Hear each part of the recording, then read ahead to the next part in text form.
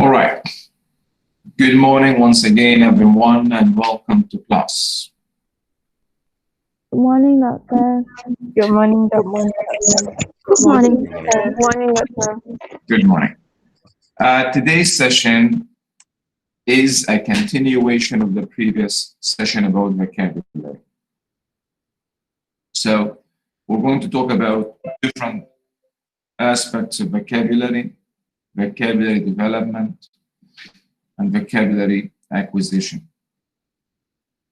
In particular, we're going to talk about the processes of formation and expansion, processes of word formation and expansion, with a focus on the process of affixation, because it's the largest process used in English. But we're going to look at the other processes of word formation. In addition, we're going to look at the sources of English vocabulary, etymology and sources of English vocabulary. And so we're going to have a historical, view of English, of when English began, and the main sources of English vocabulary. So this would require a historical view or overview of language, of English in this case.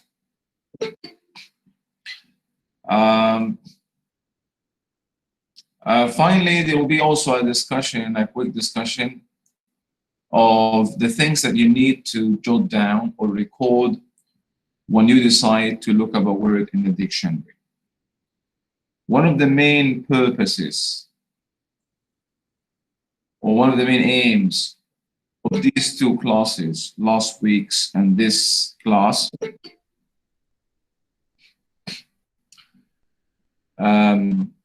has been the ability, discussing or talking about the ability to infer or determine or guess the meaning of a word without rushing to your dictionary. The ability to determine or work out the meaning of a word when you come across it in a certain context without consulting the dictionary. This has been one of the main aims of these two classes. But sometimes you should consult the dictionary. You need to consult the dictionary. So when you consult the dictionary, what you should record in your notebook. So this will be also another aspect related to vocabulary development we're going to talk about towards the end of the class. So let's begin with the strategies for determining the meaning of unfamiliar words. These, as we have mentioned earlier last week, are contextual analysis and word structural analysis. So the meaning of a word in a language is determined by its morpheme structure, its internal structure, and the context in which it occurs. We already talked about contextual analysis, and today we're going to focus on the other strategy, morphemic structure or morphemic analysis, or word structural analysis. So here we look at the word itself. Rather than the context in which the word occurs, we look at we look inward, not outward. So we look at the internal structure of the word itself. We try to break it down, try to recognize its morphemes. So this is the process of acquiring or guessing the meaning of a word by analyzing its morphemes or meaningful parts, these bits and pieces that make up the word. So English, like many languages, its vocabulary is made up of smaller parts. The study that deals with these bits and pieces of words is known in linguistics, the science of or the study of language, morphology. The branch of linguistics dealing with word structure is known as morphology, and the one who engages in morphology is known as morphologist. Not all languages, have more than one morpheme for the vocabulary. Chinese, for example, is a monomorphemic language, meaning words in Chinese are made up only of one morpheme each. These logographic characters, logograms, ideograms, Chinese characters. So each word is made up of only one character, one morpheme. And so if you want to study morphology, then Chinese will not be a good option because there is nothing to analyze in Chinese. The different or various dialects of a Chinese, Mandarin, Hokkien, or Cantonese. So there is nothing to analyze morphologically speaking in Chinese. Words are made up of each word is made up of only one morpheme. So you can only break it down further. But unlike English, Malay, Arabic, French, and many, many languages, the words are built up of smaller pieces that convey, certain meanings. The total of these morphemes in a word conveys the meaning of the word. So unhappiness in English clearly is made up of happy as a root morpheme, and then un as a prefix, and then ness at the end to derive a noun. And so unhappiness is not a block, one block. So English is a synthetic language, not an isolating language. A synthetic language, not isolating or, English is an analytic language. Analytic. So you can analyze the words and break them down into smaller parts. But Chinese is not analytic; it is isolating. But we don't want to go into further detail about the typology of languages. This is beyond the scope of this class. So, morphemic analysis is then a way or a strategy to determine the meaning of a word by trying to segment the word, breaking it down into its internal components. So it is the process of breaking down structurally complex words.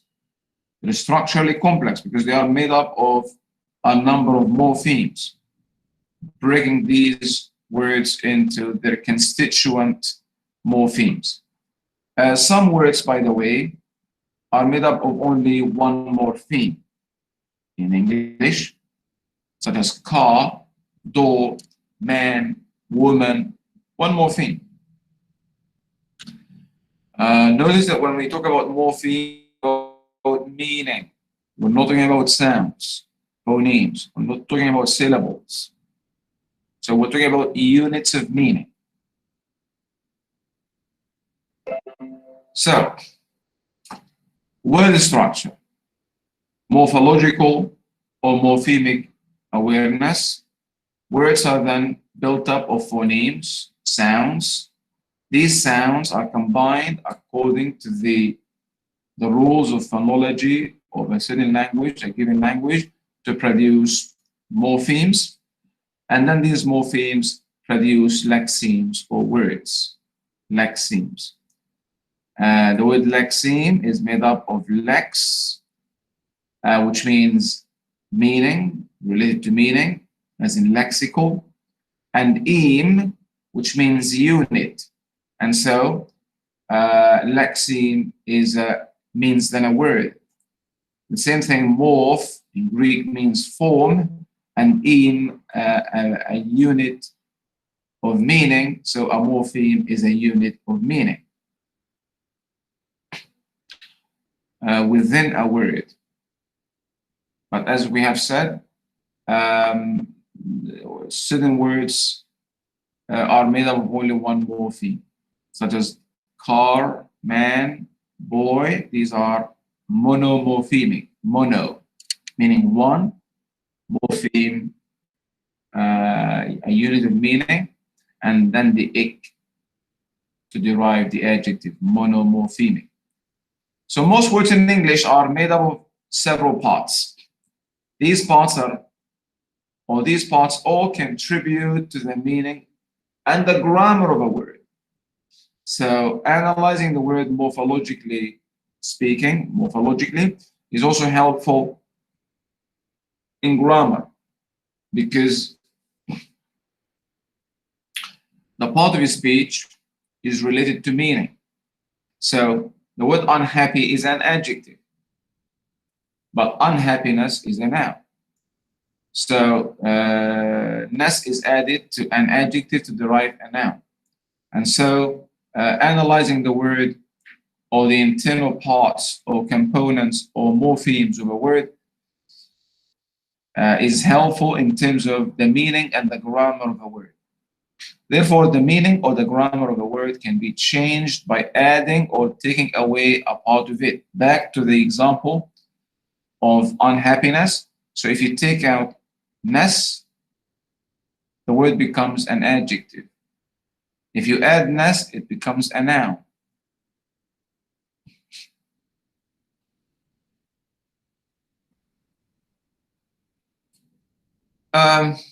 Types of morphemes. Now that we know the concept of morpheme as a unit of meaning, the smallest meaningful unit of language, let's quickly have an overview of the types or different types of morphemes. Different types of morphemes.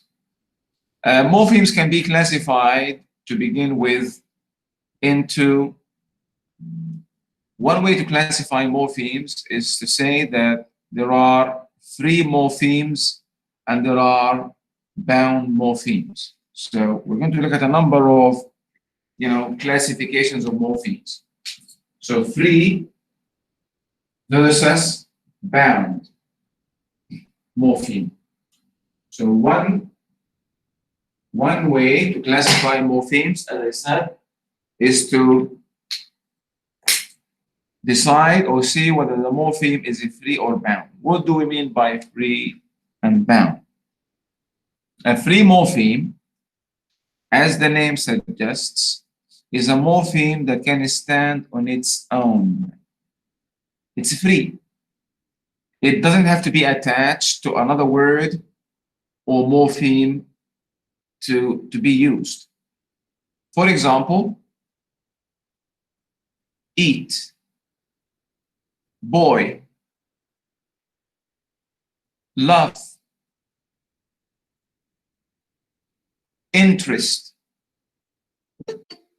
decide. So these words or these morphemes are free because they can be used on their own. Now, bound morphemes cannot be used on their own. They're units of meaning. Remember that a morpheme has a meaning, a consistent meaning. But in the case of bound morphemes, they cannot be used alone or in isolation. They have to be attached to other morphemes. Examples of bound morphemes are all affixes. All affixes, whether these are prefixes or suffixes or other types of affixes. So affixes from the Latin word fix, to put in place, and then F. So affix.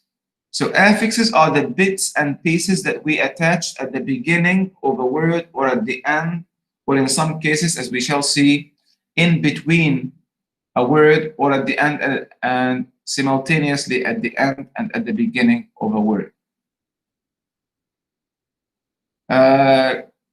Now, getting back to free morphemes.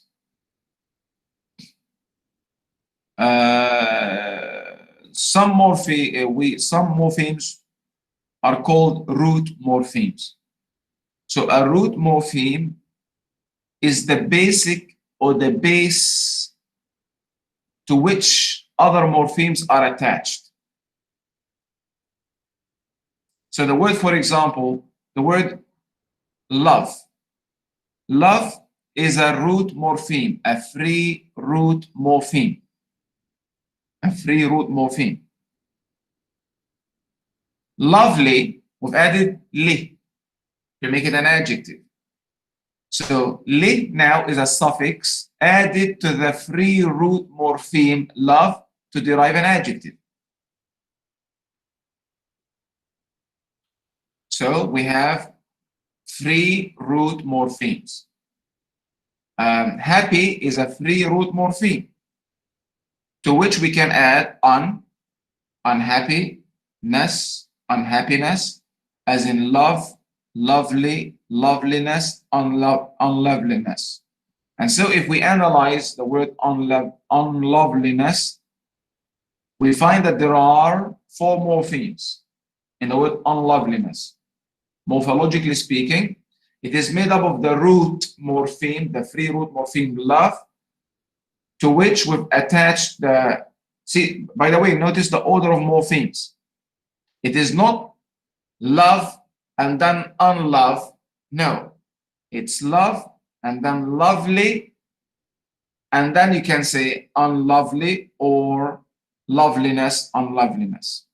System is a free root morpheme, and then we have systematic and then unsystematic, but not system, unsystem, because un in English, as a rule, as a morphological rule, un is not added to nouns. Un is added as a prefix, as an affix, is added to either adjectives, happy, unhappy, important, unimportant, or verbs, break, unbreak, do, undo. And so there are rules governing these combinations. So it is not system and then unsystem. No, it is system, systematic. Now systematic is an adjective. We can say unsystematic. As in happy adjective, we can say unhappy. Doctor, I have a question. Yes. What's the difference between free morpheme and root morpheme? I don't understand. The difference between a free morpheme and root morpheme. Between free morpheme and Wait. root morpheme. Okay. A free morpheme, as I have said, is a morpheme, a unit of meaning that can stand on its own. So if I say car, it's a free morpheme. But if I say un is not a free morpheme. Ing is not a free morpheme. If I say read, a free morpheme. But ing is not a free morpheme. So this is a free, okay? Okay, love is a free morpheme, but li is not a free morpheme. We cannot say li alone, but we can say love alone.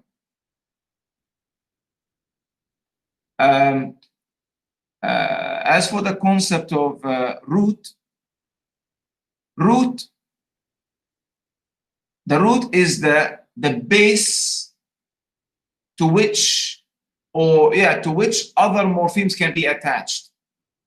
So love is a root morpheme. because we can attach to it other morphemes as in lovely, loveliness, unloveliness. Inform is a free morpheme. We can add to it other morphemes as Asian, information, informational, information, disinformation. So disinformation is made up of the root morpheme inform and then the prefix, and then Asian, disinformation. Now, roots can be free and can be bound.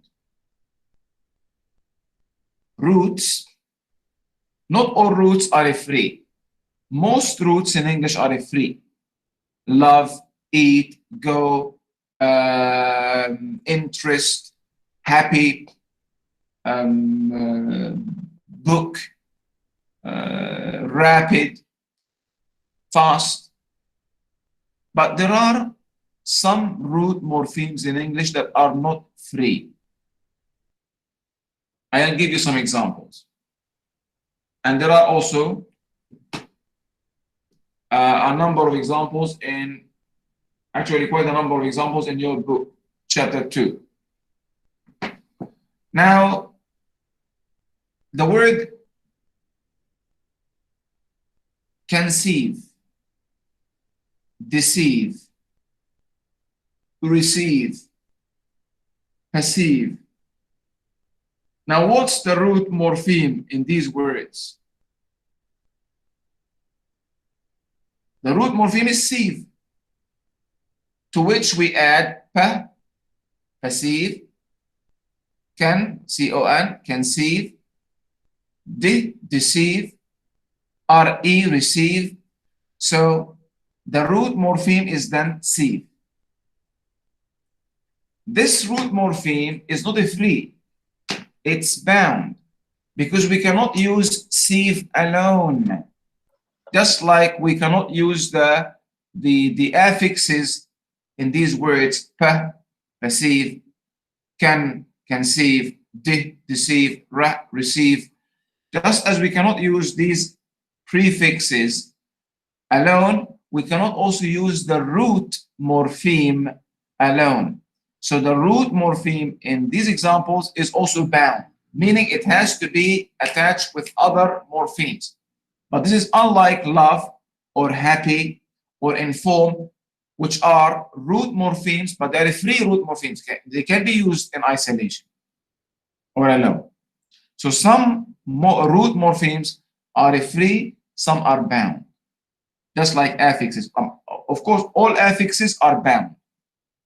Nas, on, this, ing, li, all Asian, communication, all affixes are bound. But root morphemes, many are free, but there are some that are bound. Take, for example, another example. Take the example of dict, D-I-C-T, D-I-C-T. It's available, by the way, here in the book. If you want to look at chapter 2, let's look at dict. Go to root morphemes.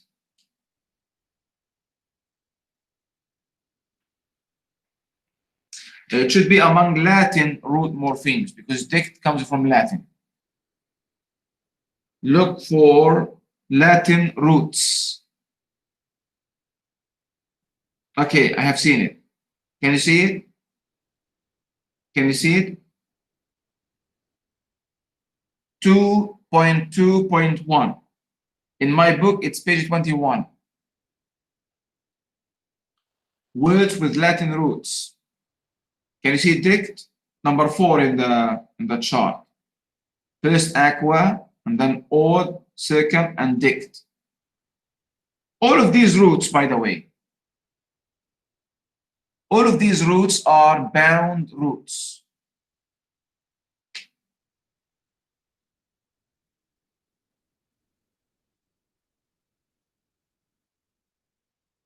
Have you seen it? Please turn on your cameras. I want to see that you are with me, engaged. So dict is Another example of a bound root morpheme. The meaning of dict in Latin. In Latin, it might be a word. It might be free, I mean. In Latin, dict means in Latin say, to say. So in Latin, it might be a free morpheme. But in English, dict is not used alone.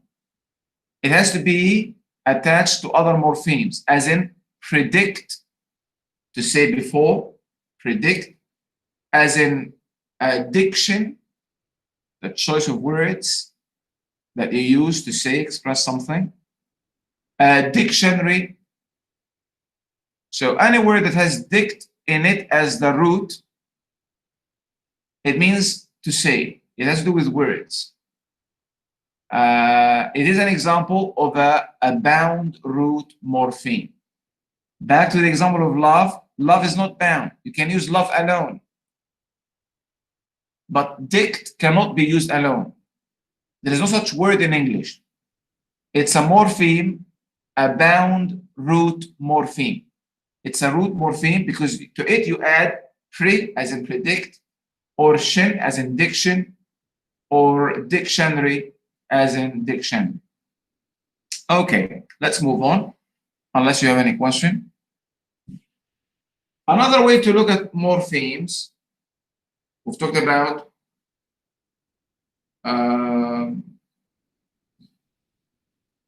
affixes and root morphemes.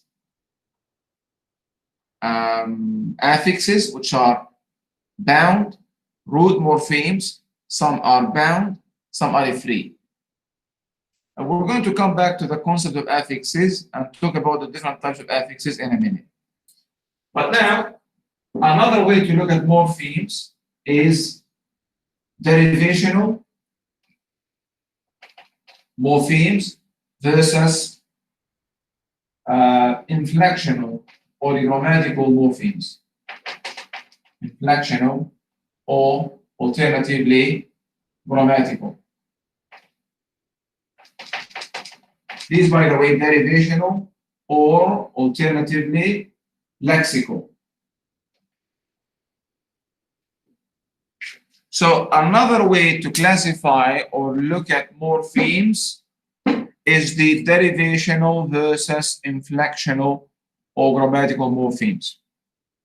Derivational morphemes, the difference between the two, derivational morphemes are used to derive new words. Derivational morphemes create new words. For example, un. You have happy, a word. Unhappy, another word. Still adjective. Happy, happiness. So ness is a derivational morpheme because it derives a new word. You have happy, which is an adjective. Now you have happiness, which is a noun.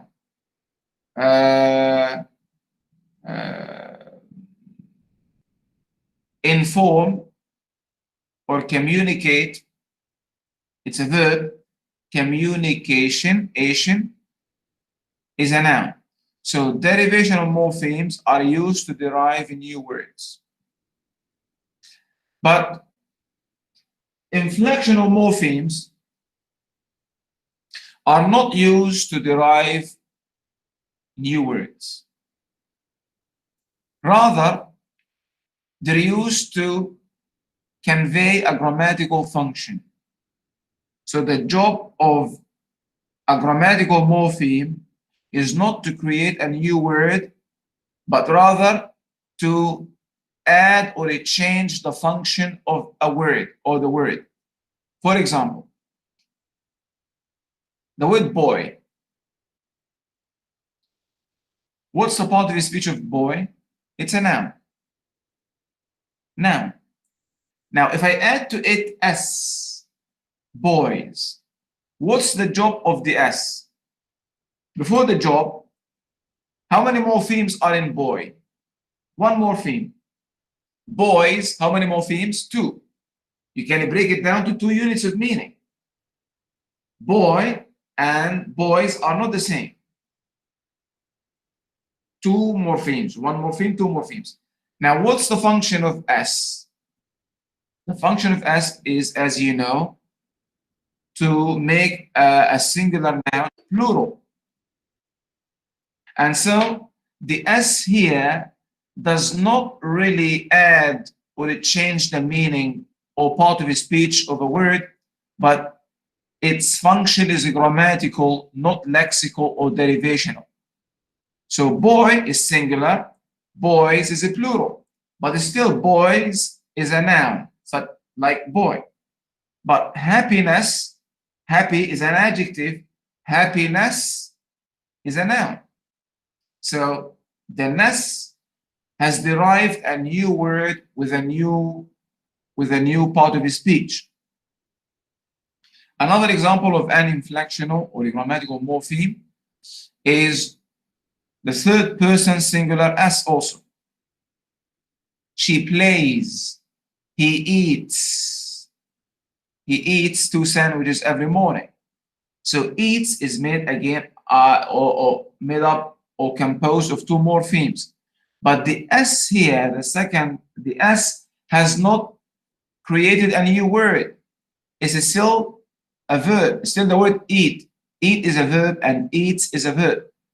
But it has conveyed a grammatical function. Another example, the ing. Teaching, reading. I am helping you now work out the meaning of inflectional or grammatical morphemes. So the ing has not changed the meaning of read or teach.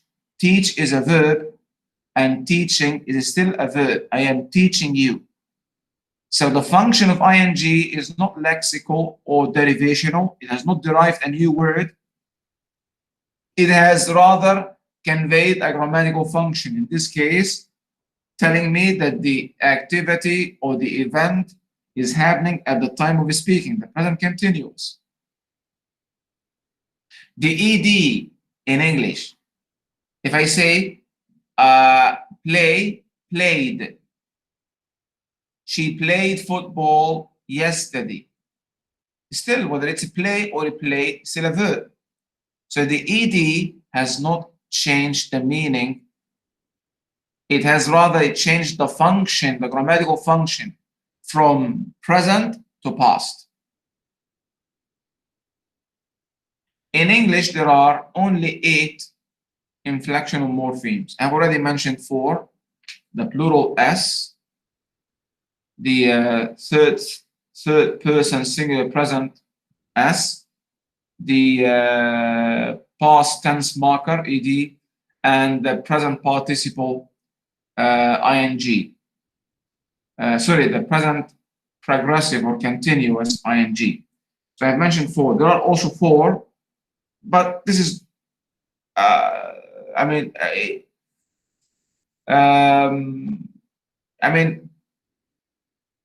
we shouldn't go into these details. Maybe in other classes that talk about, morphology, maybe when you take a degree in English, we can, list the other morphemes. In this case, inflectional morphemes. Just one more example out of the 8. The ER. Okay, by the way, since I have mentioned ER, excuse me, the ER, the ER can be inflectional and can be derivational. In the word teacher or reader or player or singer, the ER is derivational because it has derived a new word and it changed the part of the speech. Read, verb, reader, noun. Sing, verb, singer, noun. But what about the same morpheme? It looks like the same, but it is not derivational. It's inflectional. As in, He is taller than his brother. Taller than his brother. The ER in taller is not the same ER in teacher, because teacher is a noun. From the verb noun, teach, teacher. But taller is still, the word is an adjective. Tall is an adjective and taller is also an adjective. So the ER in taller is inflectional or a grammatical morpheme. The function of ER in taller is not to derive or create a new word, but rather to change the grammatical function, to convey a grammatical category. In this case, the comparative. Tall, taller, you are comparing. All right, so now we have a good idea about morphemes, different types of morphemes. Let's move on and look at the morphemes known as affixes, which are all bound morphemes. In English, words are formed largely through the process of affixation. So affixation is a process of word formation. It's not the only one used in English. There are many. We're going to look at them quickly today. But since affixation is the most common process of word formation, then let's look at it in some details. Affixation is a morphological process of lexical derivation. You derive new words. And lexical enlargement. You enlarge vocabulary this way. Affixation is then a process of word formation whereby an affix, whether a prefix or a suffix or an infix, etc., is attached to a root or a stem. For example, work, you add to it the derivative or derivational morpheme er to derive a noun. Work, workable, the derivational bound morpheme able to derive an adjective, workable. Unworkable to derive also an adjective. So unworkable, three morphemes. Work, free root morpheme. Workable, an adjective, a suffix, and a prefix, unworkable. So in English, affixation makes up most of the vocabulary store, most of the English lexicon, the English dictionary. Lexicon means your mental dictionary. The expansion of the English lexicon goes hand in hand with affixation. So affixation is used widely in English, and most words in English are created, added, derived through affixation. You have a root, a base, to which you add, affixes to derive new words.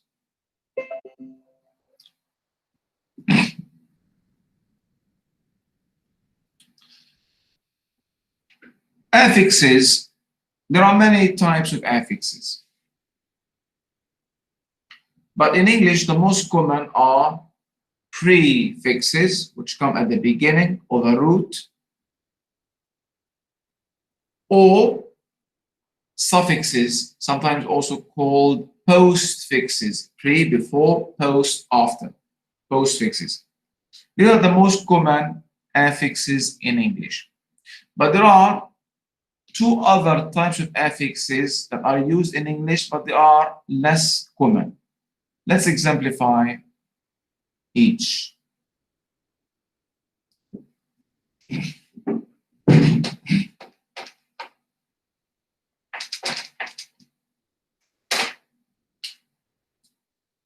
So, affixes. We're talking about the morphological process of affixation.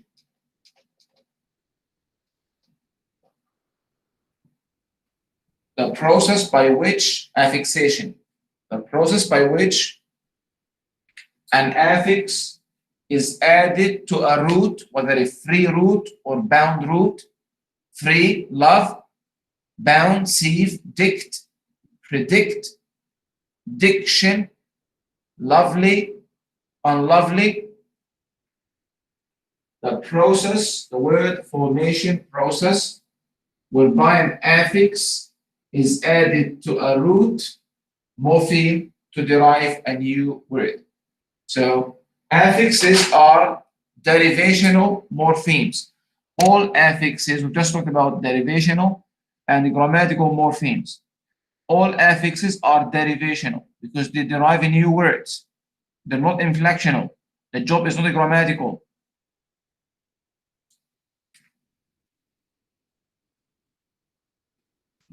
So there are prefixes as a type of affix. There are suffixes, also called postfixes, postfix. There are infixes, and there are circumfixes. Circumfixes.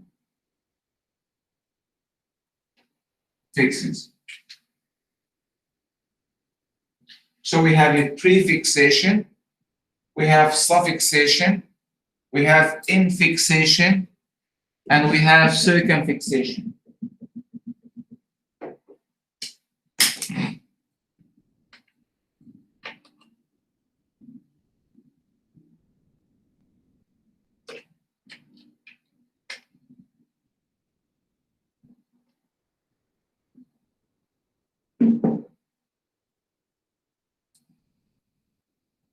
All right. We've already exemplified prefixes and suffixes. So a prefix is a derivational morpheme that comes at the beginning of a root. Predict, unimportant, disinform, malfunction, malfunction. Suffix comes at the end. Ation, information. Ik, historic. Ness, loveliness. Ity, ity, as in rapidity, regularity, stupidity. The list of these morphemes, the affixes, can be found in chapter 2.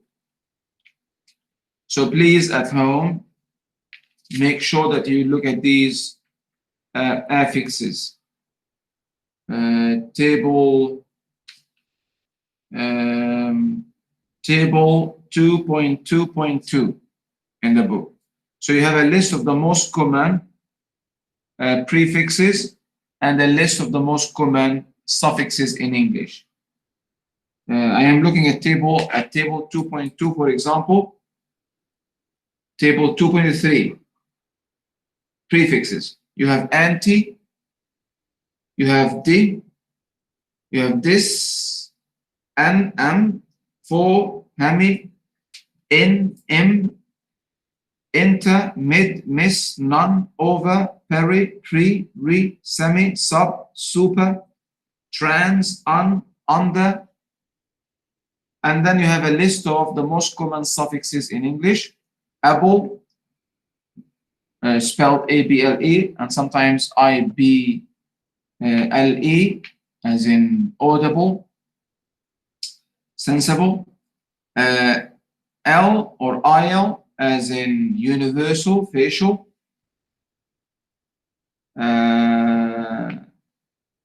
Id, full, some.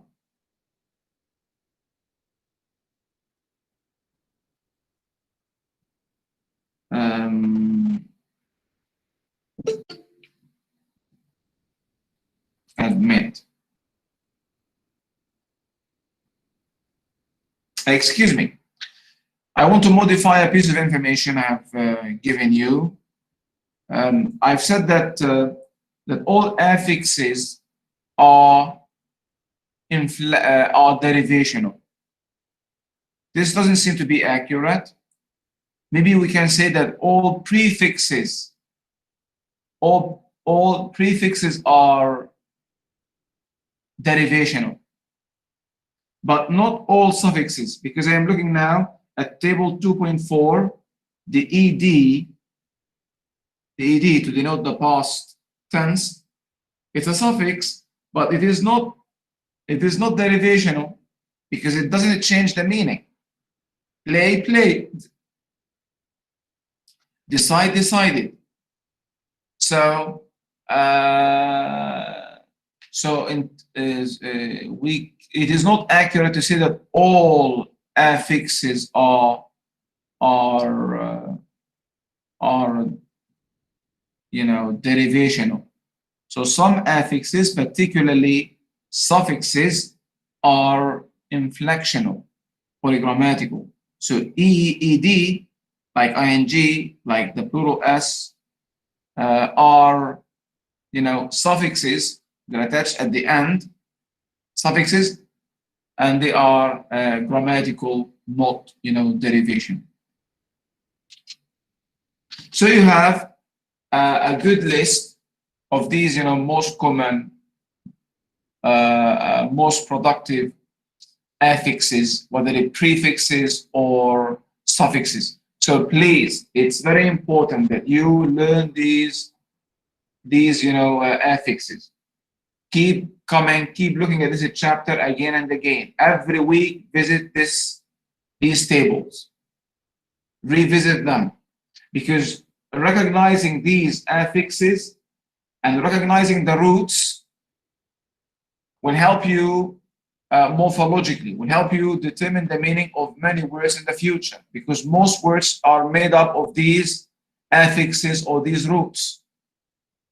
We've said that affixation makes up the greater part of vocabulary or the vocabulary store in English. There are other processes of word formation we're going to look at today, but these are not common. They're used much less in English. And so if you learn these roots and these affixes, this will help mushroom your vocabulary and will help you work out the meaning of many unfamiliar words in the future. So do not, look at these tables casually. The tables in chapter 2, look at them every week until you learn these words, these morphemes, the prefixes, the suffixes, and the root morphemes.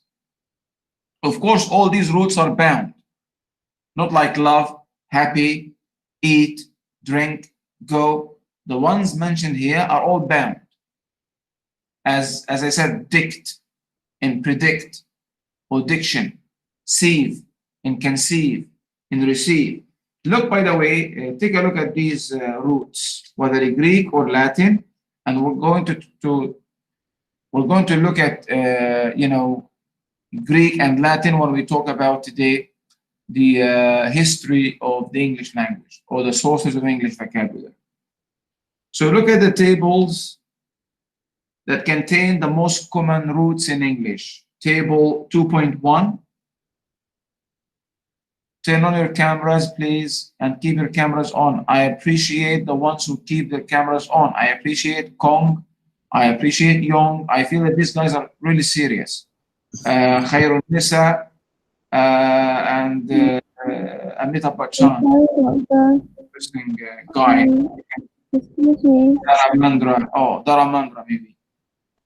So, sorry? Excuse me, doctor. I have a problem with my camera, so I can't really open it. Okay, you are excused. Thank you, doctor. So I feel, take your cat away, please, because I want you to focus. This class is for you, not for your cat. she can listen to the recording later on. Where was I? So I am looking now at table 2.1. 2.1. Words with Latin roots. And you have another table at 2.2, words with Greek roots. Please, again and again, study these tables not just once, because you need to expose yourself to these roots a number of times to learn them. So that when you see a word containing any of these roots, because if you know the root, especially the root, you will be able to figure out the meaning, most likely. But you still also need the affixes, because some affixes are not familiar to you at this stage. So look at them. So a word beginning with circum as a prefix. Circum. What does circum mean? Any word that has circum at the beginning means round. And we're going to talk about circumfixes today. So these are affixes that attach at the beginning and at the end, around a root.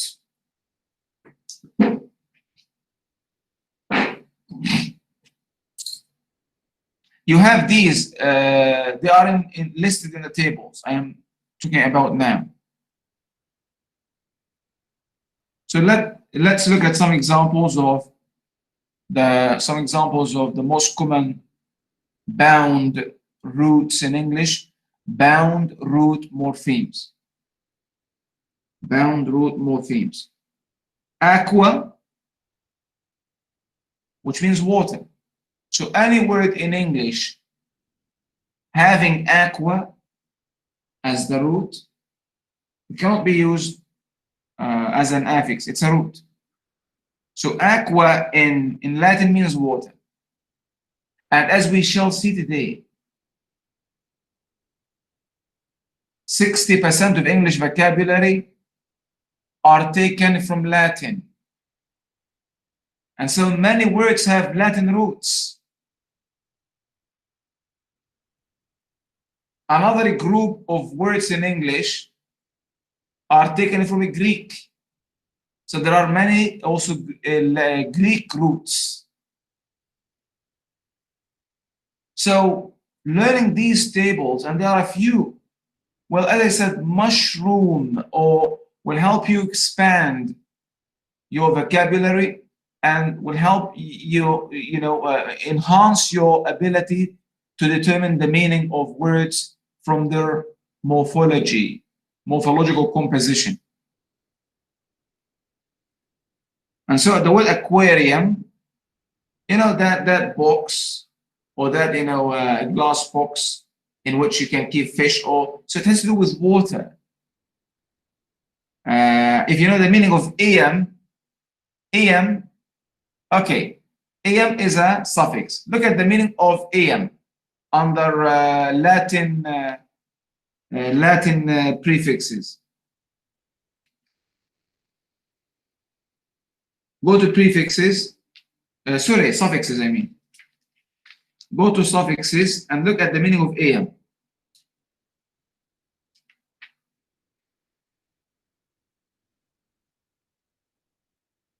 It's not suffixes, it is not, I think, mentioned. Okay, excuse me. I don't see it here because anyhow, these tables do not contain all the roots and all the affixes. They just contain the most common. So if you're interested, you can look for a more, exhaustive list. You can look for some other books or sources contain, a more comprehensive. I have actually here in my own, office.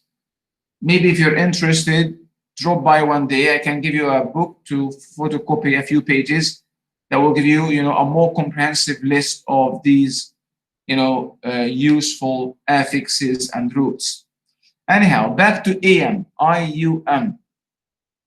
If you look it up in your dictionary as a suffix, IUM, IUM denotes a place, as in auditorium,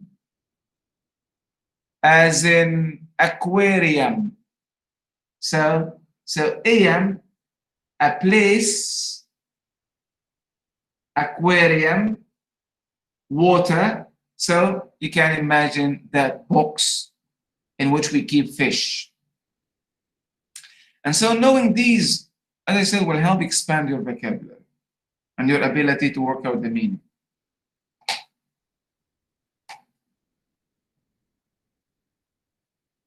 So AM,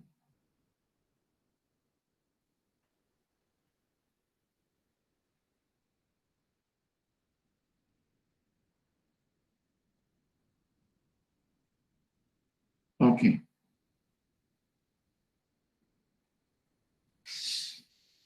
You can add this suffix to the list of suffixes you have in the book. We talked in the previous class, we mentioned a number of, suffixes and prefixes like aside, side, aside. Who can remember the meaning of the suffix aside? Say it. Kill. Kill.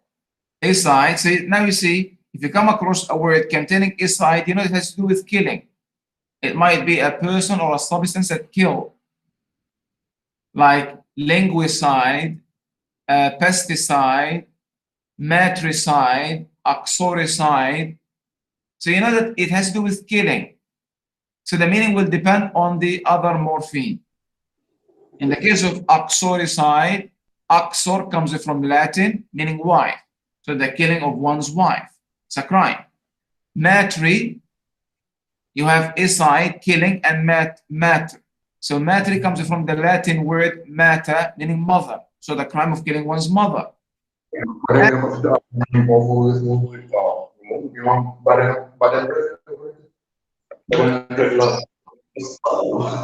Warren.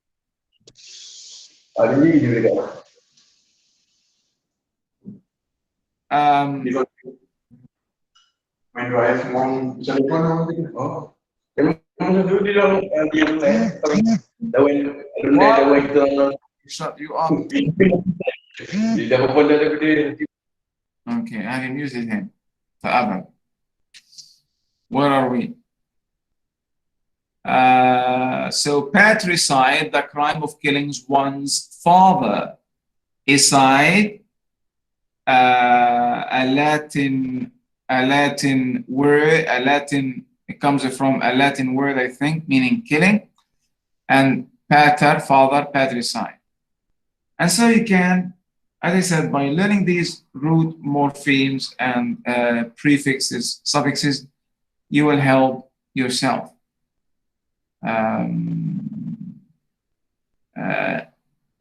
You will see that even if you come across a word that is not lexicalized or found in a dictionary, you still can work out the meaning because you know the meaning of the bits and pieces. So people use their knowledge of English to create new words. Writers use their knowledge of words, morphology, to create new words. So the word redecide, which we mentioned last week, redecide, a word was created by a language teacher who felt that the ways used by teachers at school to teach reading have actually led to the killing of reading, have led to a distaste for reading, a hatred for reading. The boring ways they used to teach reading have made the pupils, students, to hate reading, leading to what she has termed as redecide. Redecide. Don't forget also that when you come across a word, you come across it in a context. It is always contextualized. So the context, in addition to the internal structure of the word, will help you actually really get the meaning of the word. So in rare cases, you may be able you may not be able to figure out the meaning in rare cases. If you learn, these roots and these affixes.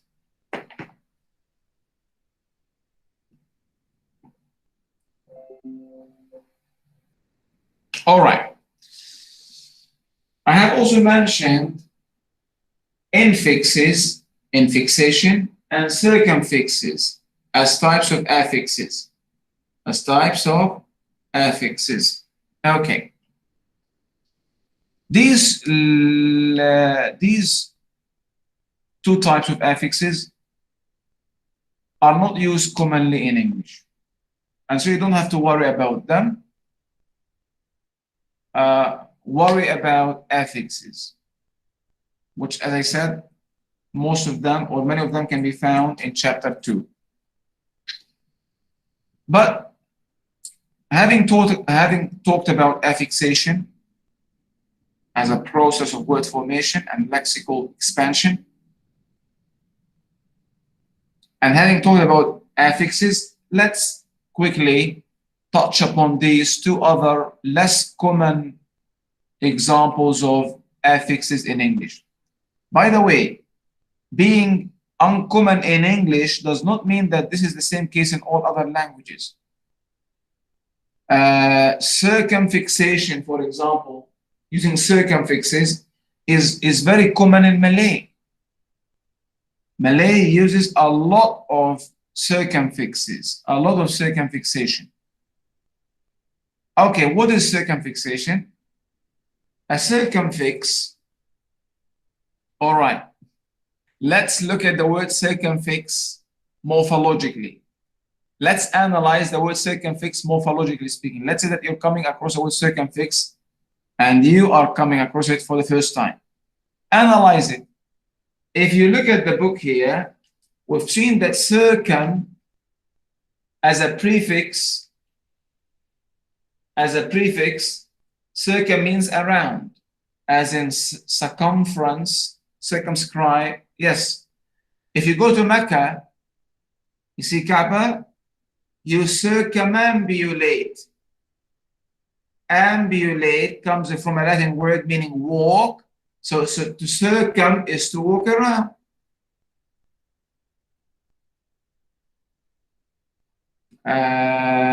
Perambulator is a stroller, a push-it chair for the baby. So perambulate, ambulate has to do with walking. Circum, walking around.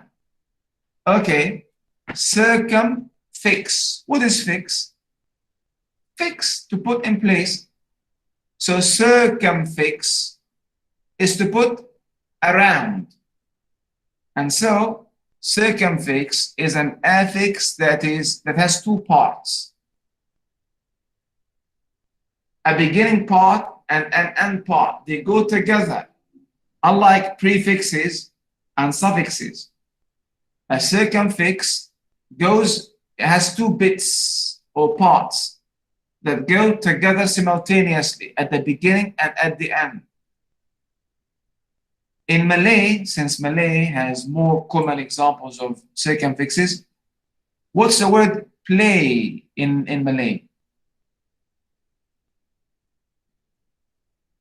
Okay, do you know the word main? My pronunciation might not be accurate. Main in Malay. Now you're laughing at my pronunciation. You find it funny. Main, something like that. Okay, what about game or playing? What do you add to main to derive playing? Bermain. Ber. Exact. No, well, okay. Permain, this is a prefix.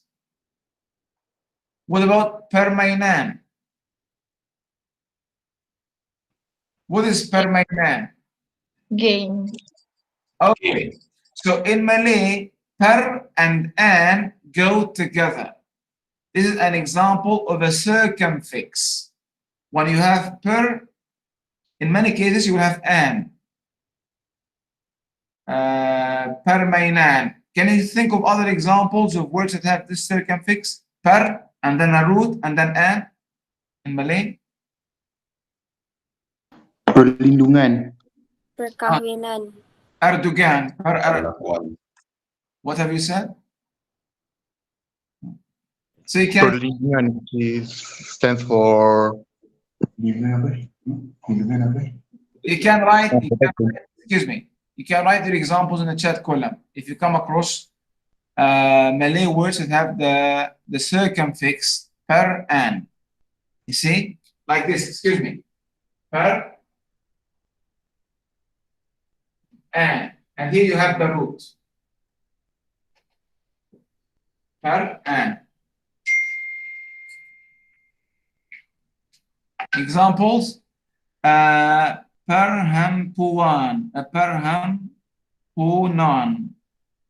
What is impu?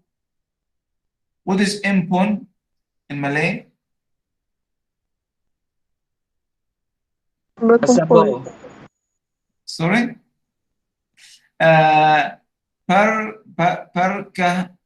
Wait a minute. Perkahwinan. What is Perkahwinan is marriage. excuse me. Just tell me the meaning of the root. What is kahwin? Marry.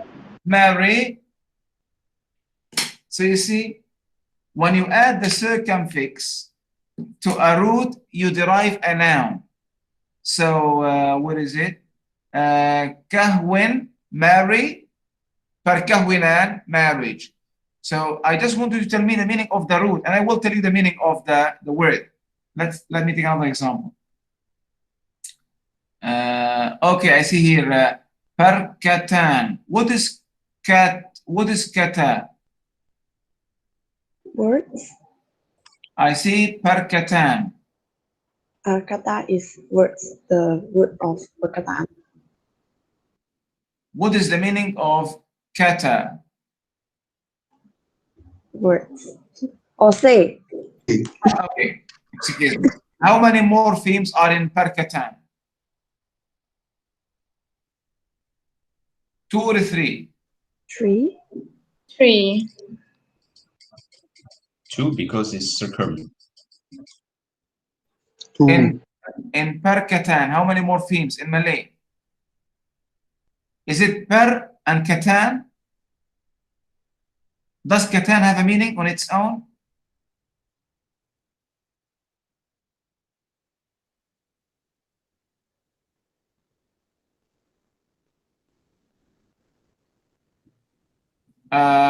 What about the word examination? Papriksaan. How many morphemes are in the word papriksaan? Tell me, guys. 3. What are they? What's the root? Breaks. Sorry? Periksa. Periksa. You mean pa here is not a prefix? What's the root in papriksaan? Periksa. Periksa is the root.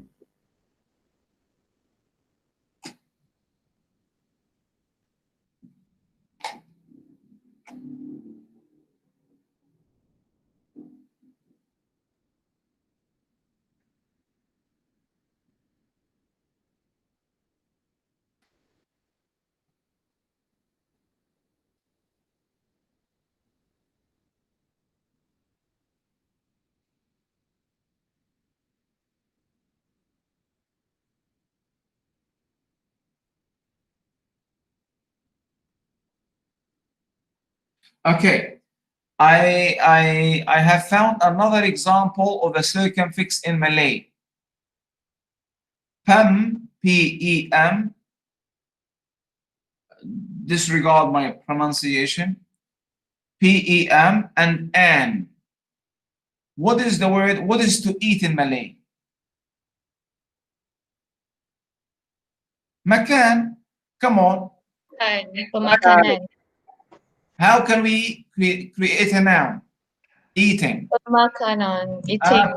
Permakanan. So, wait a minute.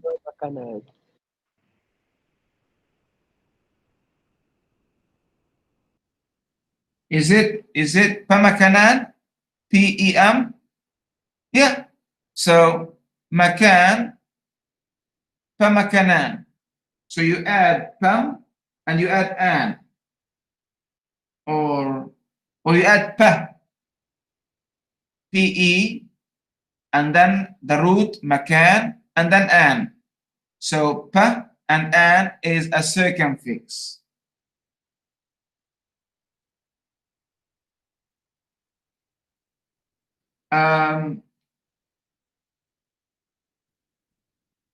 A third example of a circumfix in Malay is ka and an. K-E and an. In 1997,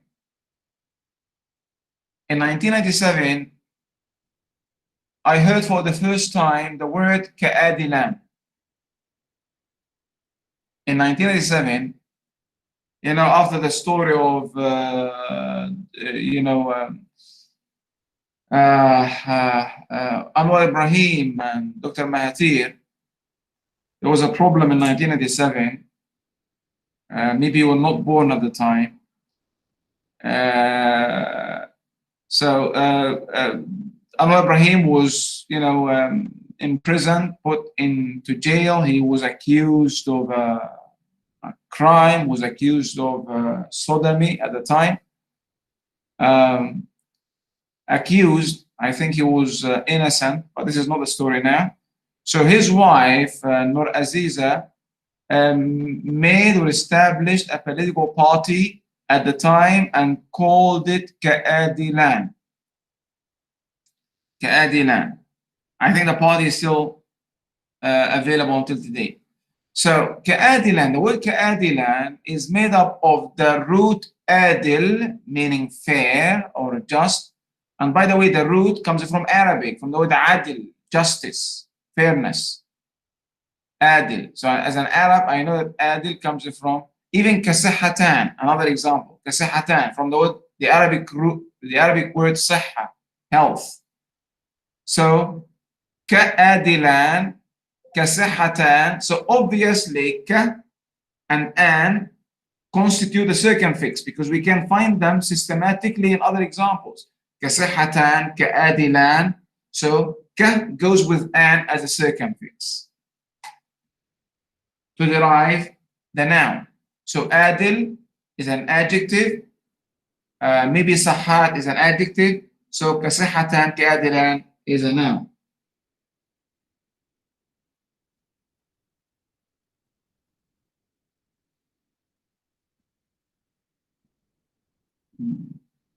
Kasaniyan also. Kasaniyan, artistry. Sanyan, san, ka, and an plus the root. Kekerasan. Kasihatan. I am adding these examples. Okay, maybe later I will look at your chat column and pick up some more examples and add them in my, in my log. Okay, we've gone really too far. We shouldn't have gone that far talking about circumfixes, especially when they are not, common in English. They're very rare in English. The only two examples or two, circumfixes I can think of in English, if they are truly circumfixes, is the en, also en, as in the word enlighten. So light, enlighten. We do not have enlight alone. We may have lighten alone, but we do not have enlighten alone. And so an and an go together. Enlighten, to make light. Also, can you see if I write here? Yes. EM and also EN, as in embolden. EM, EN, embolden, to make bold. We don't have embold alone, and we do not have bolden alone. So they have to go together as a circumfix at the beginning, around the root, around. Okay. No more. So circumfixes are rarely used in English. But prefixes and suffixes, as we have seen, are used quite often in English. Many words have either a prefix or a suffix or both. So unhappiness has a prefix and a suffix. Anti-disestablishmentarianism, you have establish and then prefixes and then suffixes.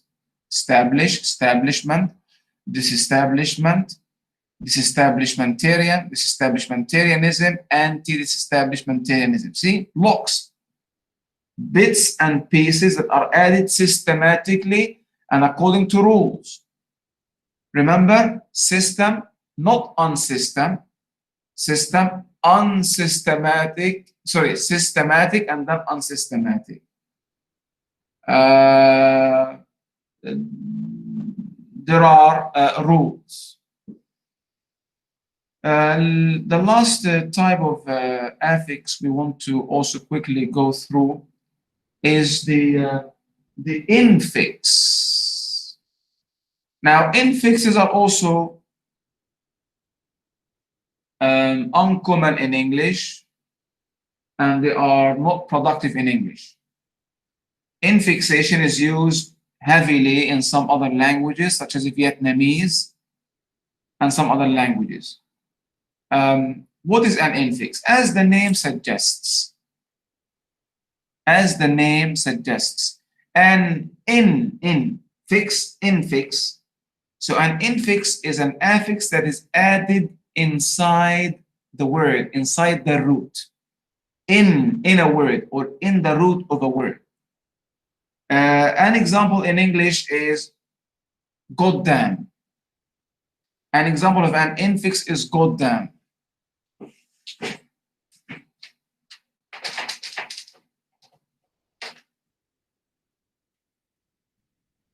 Goddamn. It's an infix. Notice the hyphens I use because this added in. Prefix on here. Suffix Asian. The hyphen is here. Circumfix here and here.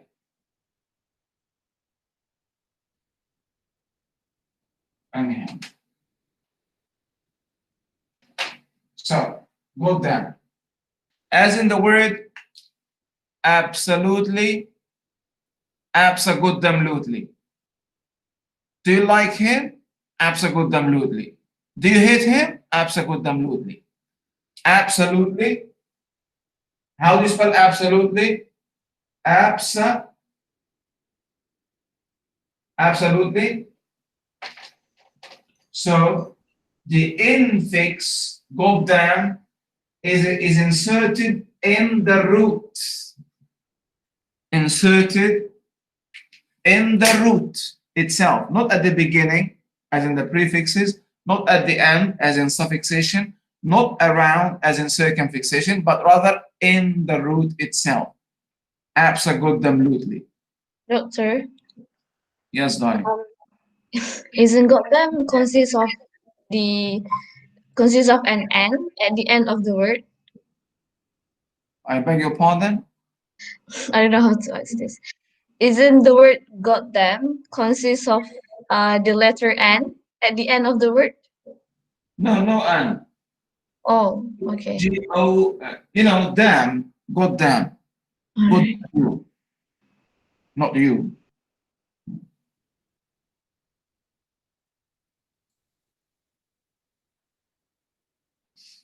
So Goddam, absolutely. How was the movie? It was absolutely awesome. It was unfucking believable. Unfucking believable is another example of an infix. You have unbelievable. The infix fucking is inserted in. So this is another example of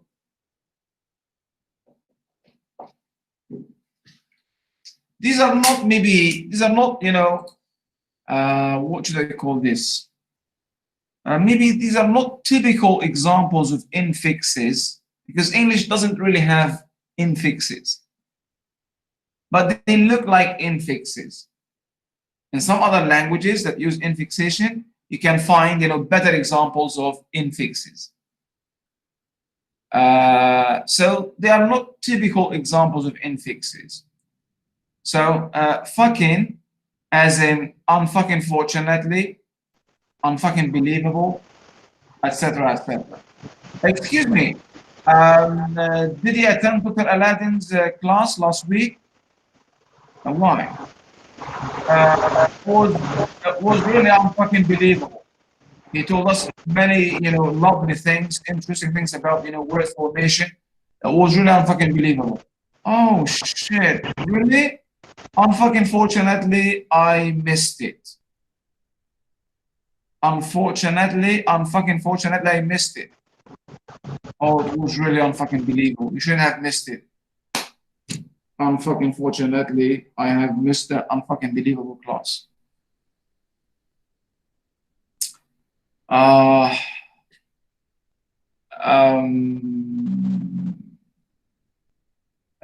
Flaming is another maybe example of an infix.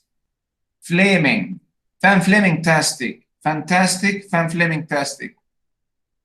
How are you? Fantastic. How are you? Fan-flaming-tastic. Fan-flaming-tastic. From a flame, fire. Fan-flaming-tastic. Now, there is then a third type of affix, not normally used in English, but found in some other languages. In English, actually, it's restricted to maybe obscene contexts. This type of affix was actually popularized in the US by African Americans.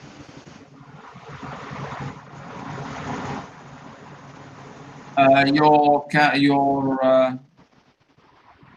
mic, please. Yes.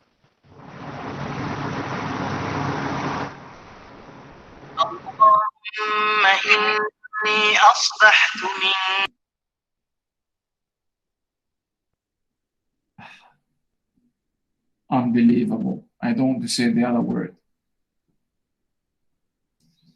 All right.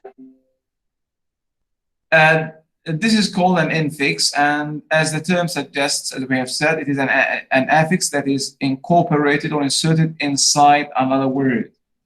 It is possible to see the general principle at work in certain expressions occasionally used in fortuitous or aggravating or obscene circumstances by emotionally aroused English speakers. Okay, emotionally aroused English speakers. So it seems that, or we can, from the examples of infixes found in English, unfucking believable, sing a bloody or bloody, hallelujah, hallelujah, hallelujah. It seems that people who use infixes are emotionally aroused. They're excited, too much excited. So when you are too much excited, you may use an infix. Yeah, that class was really unfucking believable, man. You should have missed it. Was cool, great, fan-flaming-tastic. This guy, the bald guy, is really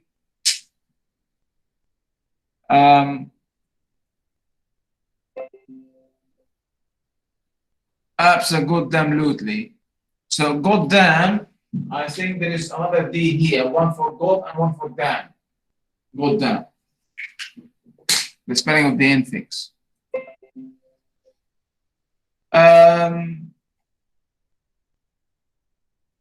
Have you been to Singapore? Have you gone to Singapore? She called, Yes. Yes, doctor. she's calling him and asking him, have you gone to Singapore? Yes, I have. 10 minutes later, she calls him again. Have you gone to Singapore? What's wrong with you? I have said yes. I am in Singapore now. I have gone. I am in Singapore. All right, have fun. See you. Half an hour later, she picks up the phone and calls him again. Darling, have you gone to Singapore? Yes, I have gone to Singapore. What's the matter with you? I have gone to Singapore. Singapore, bloody. Singapore. So when you are angry, when you're aggravated, when someone is bothering you, when you're excited, you may, excuse me, I'll get back to you later. So when you're excited, you may use an infix.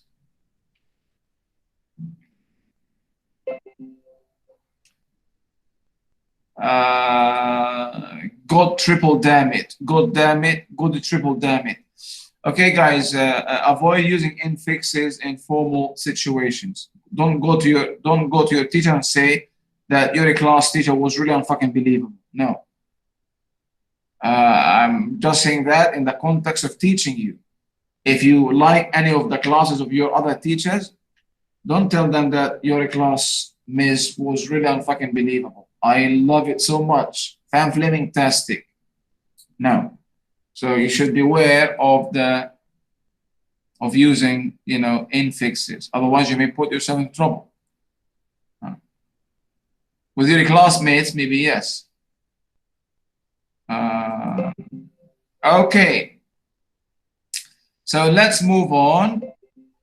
Morphemic analysis of structurally complex words. So this way, guys, when your knowledge of these morphemes, root morphemes, bound root morphemes, and affixes increases, then you can see that your ability to figure out meanings of words will, mushroom, as I mentioned earlier.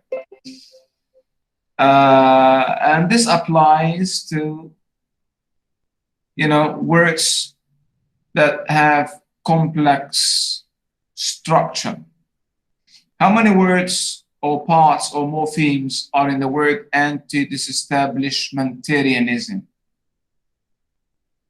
Can you work out the different parts, morphemes that make up the word anti-disestablishmentarianism?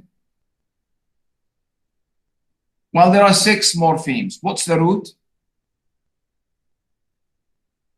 What's the root? Establish. Exactly. So the root is establish, to which we add disestablish, and then the suffix ment, disestablishment, and then Aryan, denoting a person, as in utilitarian, as in Unitarian, a person, especially who follows a certain ideology. And then ism, denoting an ideology or a movement, as in Marxism, capitalism, Abbasism, Mahatirism, those who follow Mahathir and his ideas. And then anti meaning against, opposed to, anti-disestablishmentarianism. And so, as you can see, even when you figure out the morphemes, this will help you also in pronunciation and spelling, not only meaning. And so the word anti-disestablishmentarianism, you have establishment, disestablishment, removal, disestablish, disestablishmentarian, someone who calls for removing something, separating. Disestablishmentarianism, like the movement or ideology that calls for the separation or movement of something. Anti-disestablishmentarianism is opposition to the disestablishment of something, particularly the Church of England. So this is a movement calling against the separation or disestablishment. There were people who wanted to disestablish the church, remove it. So another group opposed the disestablishment. So anti-disestablishment. The same thing, if you look at this word, is made up of smaller bits and pieces, beginning with the pneumono, having to do with breath, ultra, beyond, as in ultra modern, micro, small, scope, meaning to see or eye from Latin, ic, to denote an adjective, silico, meaning well, a hole in the ground, well, and volcano, again, a big, hole in the ground, conical, meaning dust, and oosis, a type of disease, denoting disease. And so the word in pneumano, ultra, microscopic, silico, volcano, coniosis is made up of a number of morphemes to denote or mean or refer to a disease that affects the lungs, breathing, that results from the inhalation of small particles of dust that coming from volcanoes or so. Regardless of whether the word is small or very long, you can work out the meaning if you know the meanings of these morphemes. So again, in this context, I cannot stress more on learning the roots that are found at least in this chapter 2, along with the affixes. As you go on, you can learn more roots. Anyhow, they're not indefinite or infinite. They're limited. A group, a list, whether the list is made up of 50 roots or 100 roots, they remain infinite, limited. But the number of words with which we can create is infinite, not finite. Sorry, I meant finite, not infinite. The roots are not infinite. No, fine. The roots are not infinite, meaning unlimited. They are finite, limited. But the number of words with which you can create is unlimited or infinite. And this is the knowledge of language as a whole. You have a group of sounds in each language, about 40 to 50. In English, 44, Arabic, 36. A group of sounds and a group of morphemes and a group of rules, a set of rules, grammatical, syntactic rules. So with these sets, you can create an indefinite, unlimited number of utterances at the level of sound, at the level of words, and the level of sentences. I can now make a sentence in English that you have never heard. I can now make a sentence that you have never heard and still understand it. So this is the creativity of language.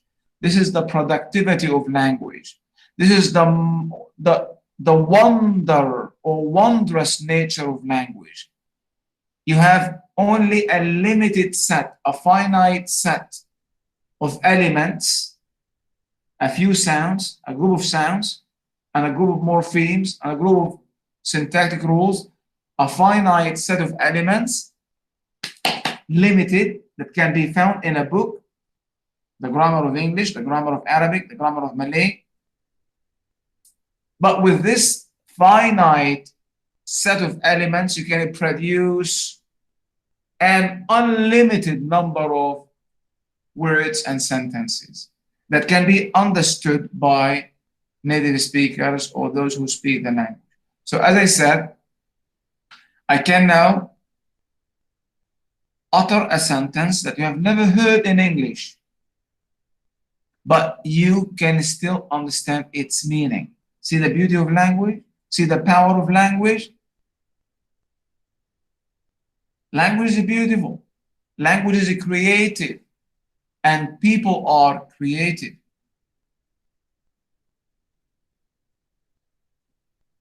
I have seen an elephant dancing somersault in that big hall. I am sure you have never heard of this sentence. But do you have a problem understanding it?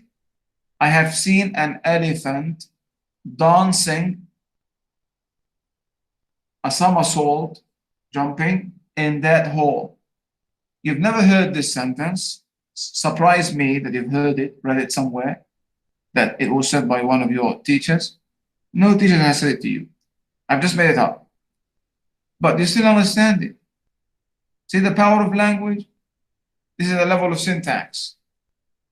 At the level of words, I can also create a word now, and you will be able to understand it. Provided that these the meanings of these bits and pieces, small bits and pieces, or limited set of these elements.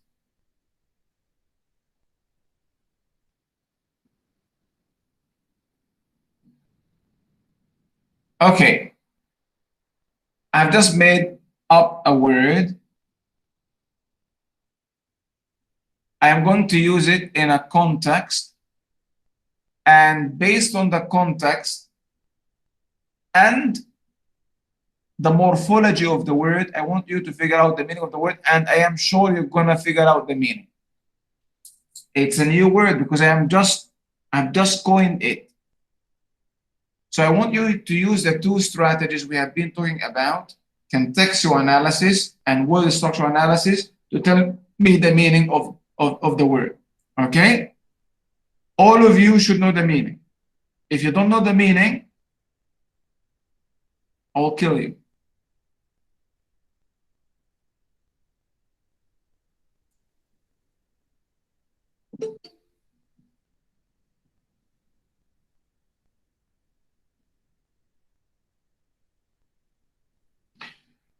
The people, the residents of this neighborhood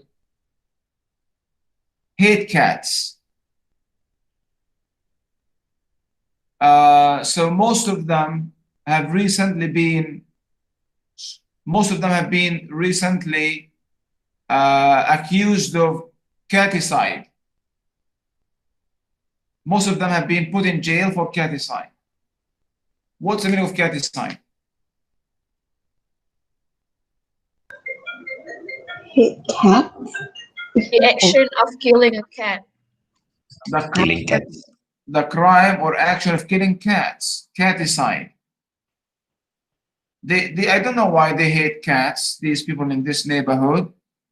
So I am not surprised that most of them have been, put in jail. They were put in jail for caticide.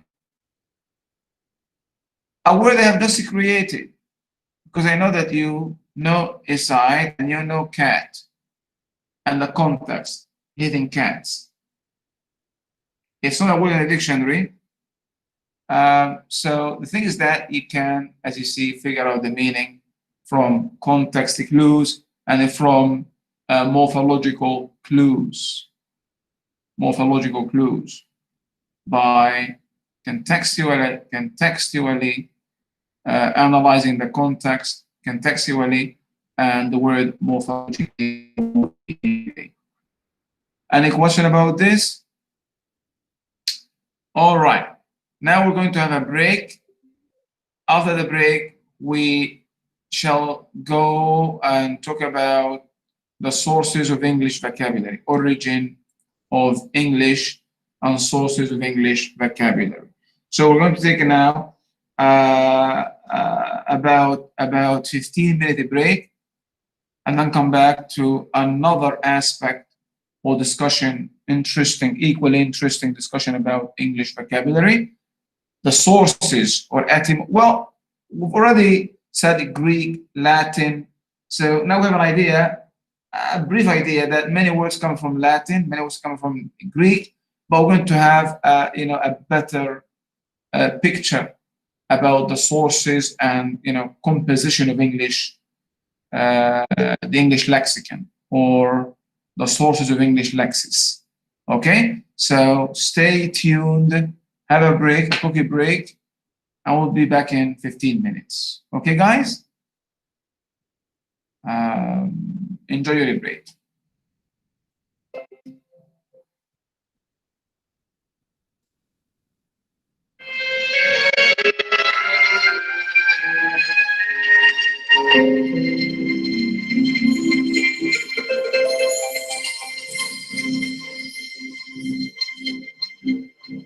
يا رب قد غفلنا وكلنا طمع في عفو وفي كرم في عتاقي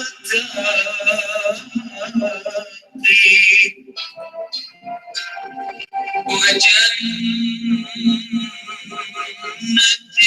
مع سيد البشر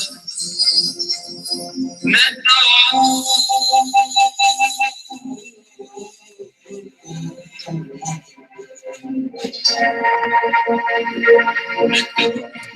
كربي من الأعمال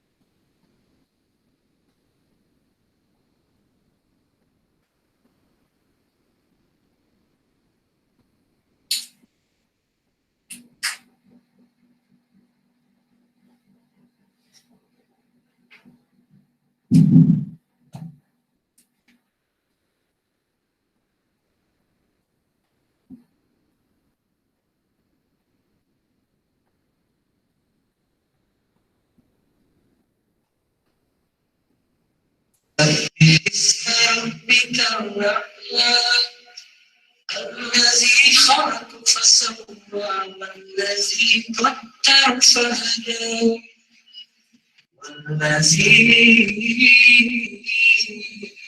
أخرج المرعى فجعله غثاء سنقرئك فلا تنسى إلا ما شاء الله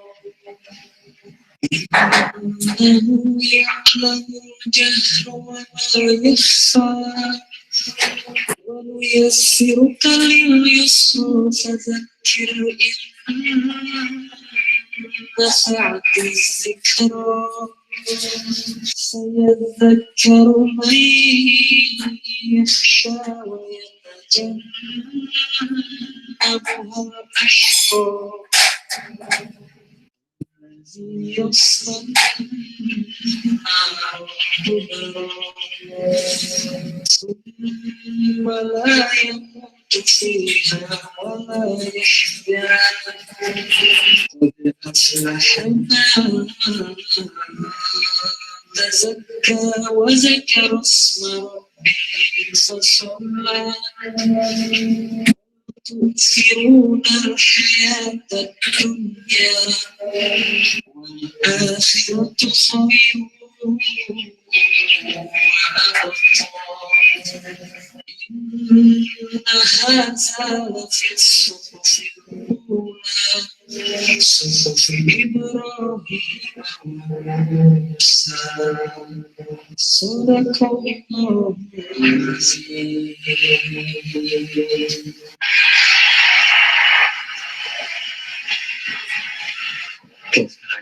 Saya mau nyoba jadi seminar member.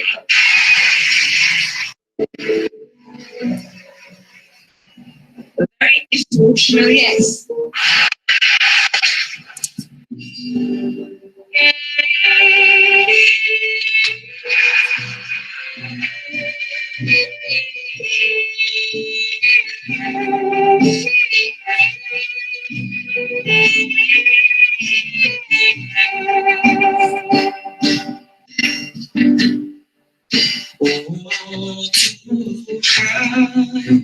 Aku bukanlah ahli surga,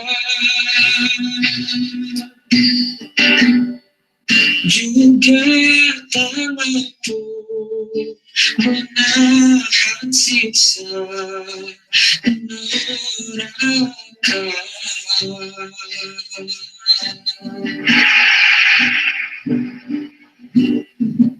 Ya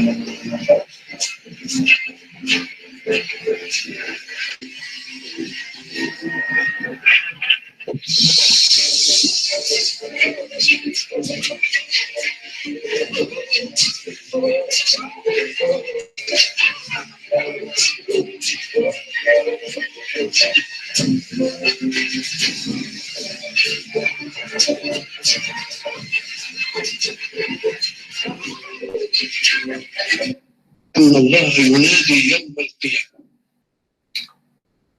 All right.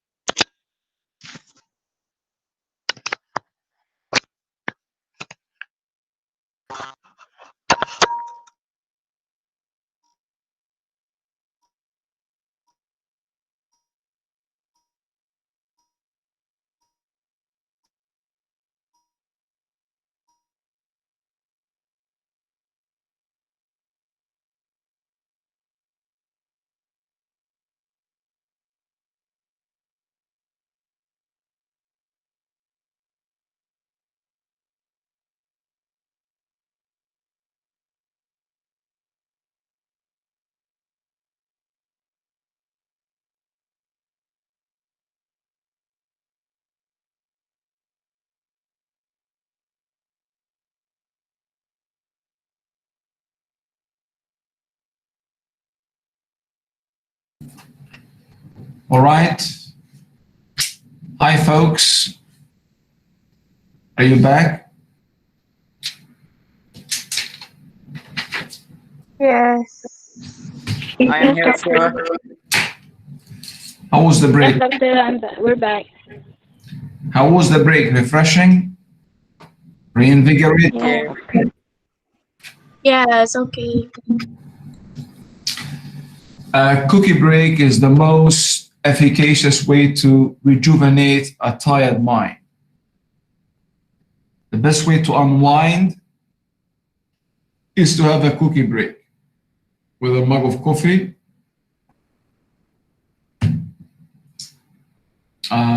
Where you try to enjoy every sip and every drip to the maximum. Really unbelievable. All right. Where are we? Okay. Origin of English. Origin of English. Your cameras, please, on. When did English begin? How old is the English language? How old is the English language? When did English begin? Okay, before maybe when did English begin? Where did English begin? Obviously, English began in England.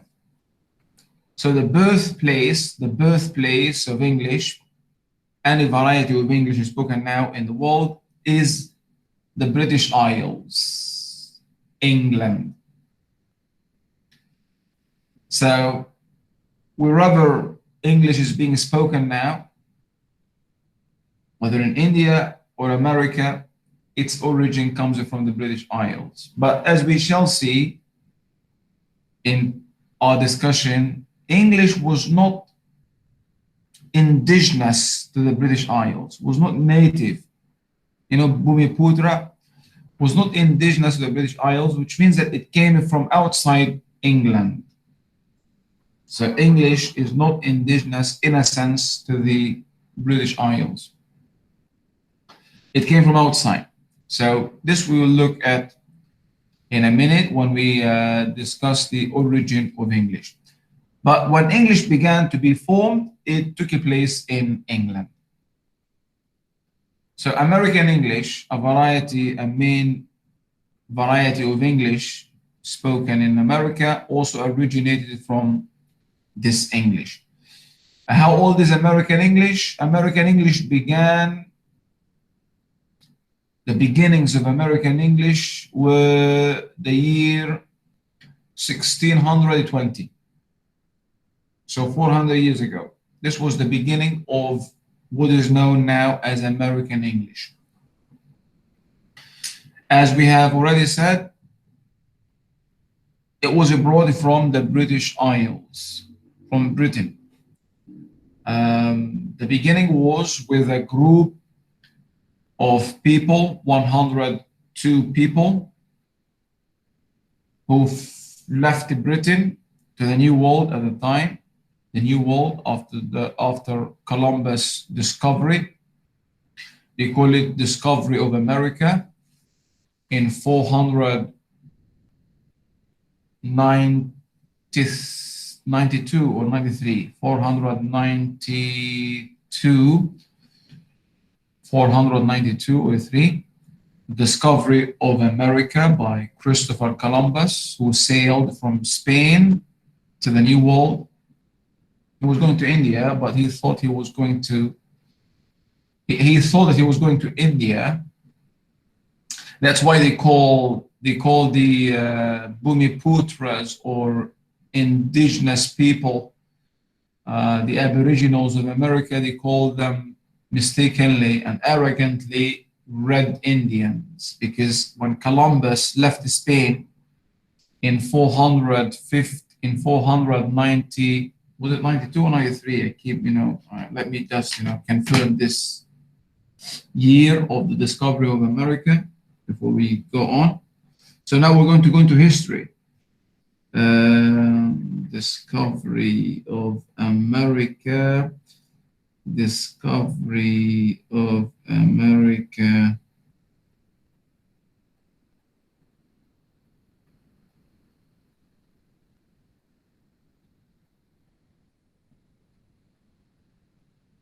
Yeah, 492, as I said. So when he sailed, when he set on an expedition commissioned by Ferdinand, the Spanish king at the time, Ferdinand and his what should I call her, bitch? What's her name? His mistress, Ferdinand, and Isabella. So he thought that he was going to India on that journey, on that voyage or a trip or expedition, but he took the way to the New World. And the Jews who were with him, he knew that he was not going to India, he was going to the New World. They had maps with them from the Arabs who were in Spain, in Andalusia. The Muslims were highly advanced at the time, unlike the Westerners who were living in the Dark Ages. But we're going into details that are unnecessary here. So he went to America, and the people who were living there before, the Europeans who came after Columbus's journey to the New World were the natives of America.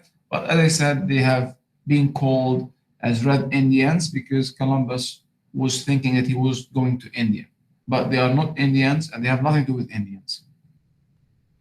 The Europeans, the white man, slaughtered most of them. About 100 million natives of America were slaughtered by the white man.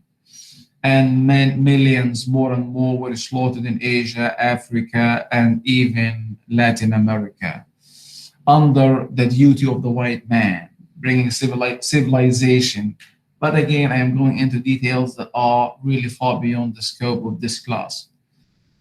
But maybe these will, provide some insights for some of you to look at the history of this, not why the history. Even today, the white man is still the killer number one, the terrorist number one, even today.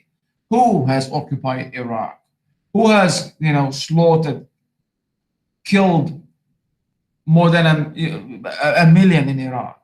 Who is, devastating now Syria? Russians, Palestine, where I come from. Who is supporting Zionists who are killing Palestinians, who have driven the Palestinians in 1948 out of their homeland? Most Palestinians are living as refugees, scattered all over the world. Who occupied Malaysia? Who occupied Asia, Africa, and Latin America were occupied by the white man. Most of Africa was occupied by France. Most of Asia was occupied by England. Most of Latin America was occupied by the Spanish conquistadors, they call them. So most of the world was colonized and is still colonized by the white man. They have, but I keep saying again, I am drifting into. So American English, a group of 102 people fled from Britain, fled religious persecution in 620. 620. They fled from, they ran away from Britain because they were persecuted for their beliefs. Europe was, torturing religious people. So they flew or they sailed on a ship called the Mayflower to America, the New World, and they constructed a colony in Plymouth, Massachusetts in 620. So these were the first Europeans after Columbus who went to the New World, America. So a group of 102 British people. And this was, this constituted the beginning or the nucleus of the British colonization of America later on. And so more and more people began to go to America after this group, and not just from Britain, but from other parts of the world, European part of the world. That's why American English over the years has developed its own distinct, character, because many people from different parts of Europe went. But this is American English. The question is not American English, really. The question is English, British English. When did English begin? The British Isles. This is a map of the British Isles. Let me draw it for you.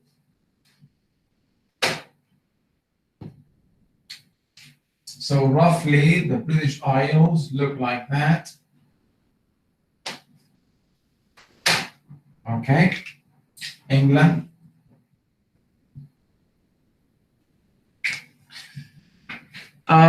Just, I guess, an idea. They said, how old do you think English is? 500 years, 1,000 years, 2,000 years, more or less, BC, AD?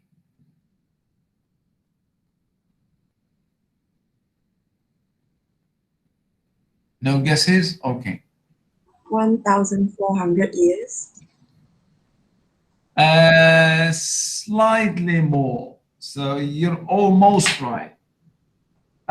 English began Kong, Thasha, Khairunisa, and Young, along with Yasmin, since these are the ones who seem to follow the class. English began in the year 449. So about 1,500 years ago. 449. This was the beginning of English. Okay, how did it begin? In 449, a group or three Germanic tribes, three tribes from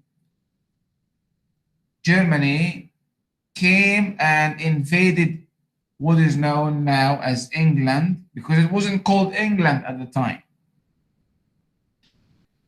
Invaded the British Isles and settled in the British Isles. Germanic tribes. These three Germanic tribes are the Angles, the Saxons, and the Jutes. So, in 449, three Germanic tribes known as the Angles, the Saxons, and the Jutes. What is collectively known as the Germanic Occupation. So Germanic Occupation of the British Isles in 449, the mid of the 5th century AD. So these tribes came from outside the British Isles and settled in the British Isles, bringing with them their language and their culture.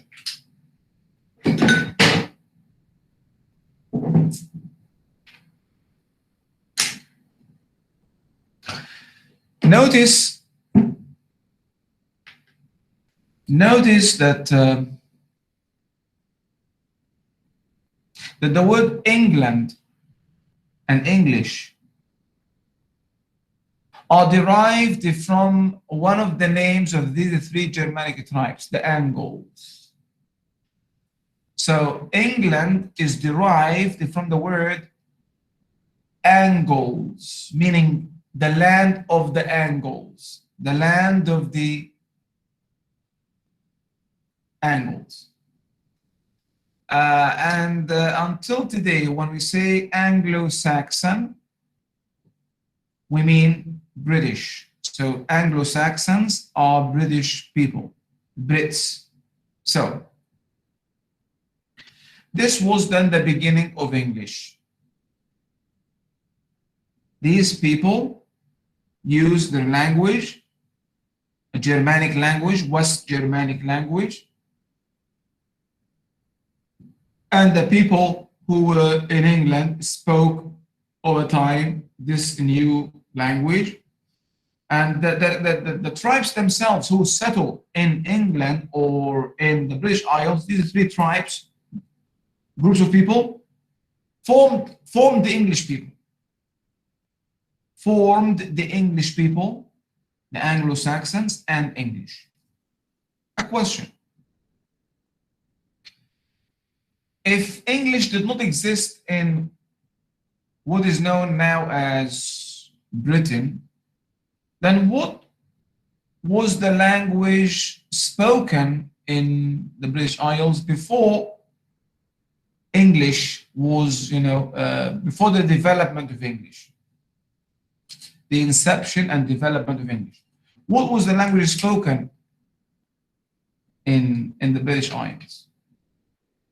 Certainly there were people, and certainly they spoke a language. What is it? Before 1,500 years ago. In particular, before 449. Before the mid of the 5th century after Christ. Peace be upon him. All right. The language spoken in this part of the world was called Celtic. C-E-L-T-I-C.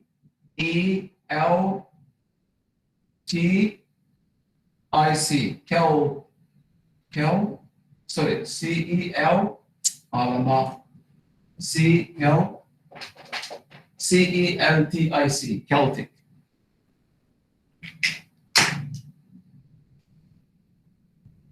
The native language was called Celtic. You may want to add that there was also Latin was also there, and some form of Latin was used also because the Romans who occupied also the British Isles in 55 BC, before Christ, 2,000 years ago, the Roman occupation. You know, Julius Caesar, Cleopatra. So the Romans occupied also the British Isles, the Roman occupation. So they brought with them Latin. The Latin was the language of the Roman Empire, the Western Empire, before it was divided in the 4th century by Theodosius into the Eastern Byzantium and Western Rome empires. Where are we? Theodosius. Where are we? Where are we? Okay, so this was the beginning of English, 449. Now, in the year about 600 after the Germanic occupation and the beginning of English, In the year 1066, a landmark event took place in the British Isles, which has changed the character of English forever. And this is the Norman Occupation in the year 1066. Now, so the first landmark was 449. The second landmark is in the year 1066. This is known as the Norman Conquest or Norman Occupation. So we have Roman occupation, 55 BC, Germanic occupation, 449, and then a French Norman occupation, 1066. Who are the Normans? These are French people, French tribes, who came from France and settled in England. You know, France and Germany share the same border. They are bordering countries, coterminous countries. They are bound by geographical contiguity, like Malaysia and Thailand, neighboring countries. So French people in 1066, huge hordes or groups of people came and settled in England, bringing with them again their own language, French, whatever French that was used at the time, and culture. Now, these people remained in England in the British Isles for about 3 centuries, 300 years. Can you imagine how long? Okay, this will explain to us now why there are many vocabularies in English that are synonyms.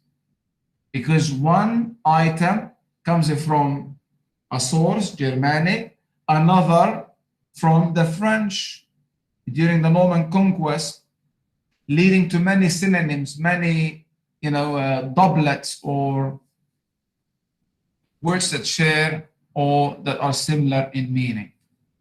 Let's now take a look at some of these words.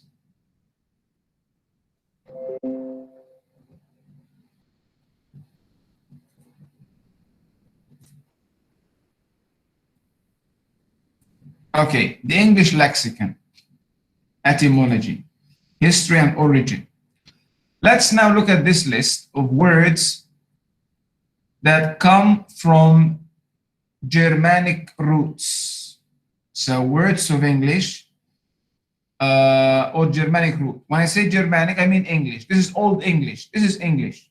By the way, the period from the beginning of English 449 until the Norman conquest, so until 1100, this is known as Old English. From 1100 until 1500, this period is known as Middle English. And from 1500 until the present day, this is known as Modern English. With this later period divided into 2 periods, early Modern English from 1500 until 1800, I think. Early Modern English, and from 1800 until today, late Modern English. So let's look at some words that are from Old English or Germanic English. This is English. The word thankful would go down, send, heal, kingly, warrior, manly, lustful, tide, cow, sheep, pig, deer, man, woman, etc., etc. So these words are derived or taken from Germanic roots. Now, we're going to look at another list which is synonymous with this list of Germanic roots, English words of Germanic roots. We're going to look at another list of words that have similar meaning, but they're coming from Latin. Okay, before I talk about Latin, we've said the Norman conquest, and these are French people. French is, what's French? French is Latin. French is Latin, taken from Latin. So the father language, the parent language is Latin. So it's all derived from Latin. We've just talked about English. We said that English, until 1066, was a purely Germanic from these invading tribes. But from 1066 until the 3 centuries afterward, another source of English vocabulary, Latin via French. So when I say French, I mean Latin, because French is taken from Latin. Not only French, Romance languages, what is known as Romance languages, French, Italian, Spanish, and Portuguese, these 4 sister languages are all derived from the father, the ancestor, Latin. That's why these languages are close to each other, etymologically speaking. Etymologically speaking, these languages share the same parent, the sisters. English is not a sister because, as we have seen, the beginning of English, and for about 600 years, English had nothing to do with Latin. Latin only began after the French occupation, Norman conquest in 1066. Where are we? Where are we? Where are we? Where are we? Okay, so when I say French, I mean ultimately Latin. French was only a medium, because these words the English took from French, and the French took them from Latin. So back to the list.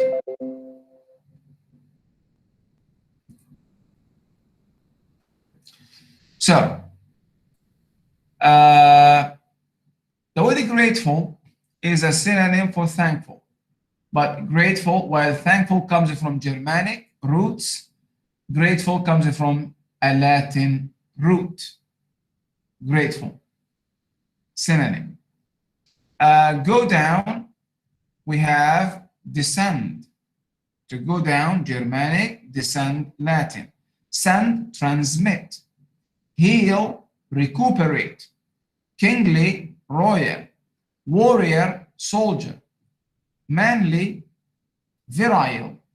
We've already come across virile before, if not in this group, in other groups. Lustful, from lust, sexual desire, plus the morpheme, the suffix full, to make it an adjective, lustful. The word from Latin is amorous. She hates his amorous glances or amorous advances that denote a sexual interest in her. Tide, time. Now, if an Englishman wanted to eat cow meat, now if you want to eat cow meat, what do you call this meat? Beef. Beef. If an English person wanted to eat before 1066 cow meat, he would say, I want cow meat. I would like, please, cow meat. But after 1066, The same person would say, I would like to have beef, please. Beef from Latin, from French. So then the name of the animal is English, Germanic. The name of the meat is French via Latin, beef. Similarly, if an English person wanted to eat sheep meat, before the Norman conquest, he or she would say, I want sheep meat. After the conquest, he would say, I want mutton. Mutton, from the French word mouton. Mouton, meaning mutton, the meat of sheep. The meat of sheep. Similarly, pig. After the Norman conquest, an English person asking for pig meat would say, I want bacon, from a French bacon. Deer, if someone wanted to eat deer, you know, this is slender animal, deer, before the conquest, the meat was called deer meat, but after the conquest, it was called venison, from venison, French. So, venison, the meat of deer. So the names of the animals are Germanic, are English, Old English. The names of the meats are Latin, French. And so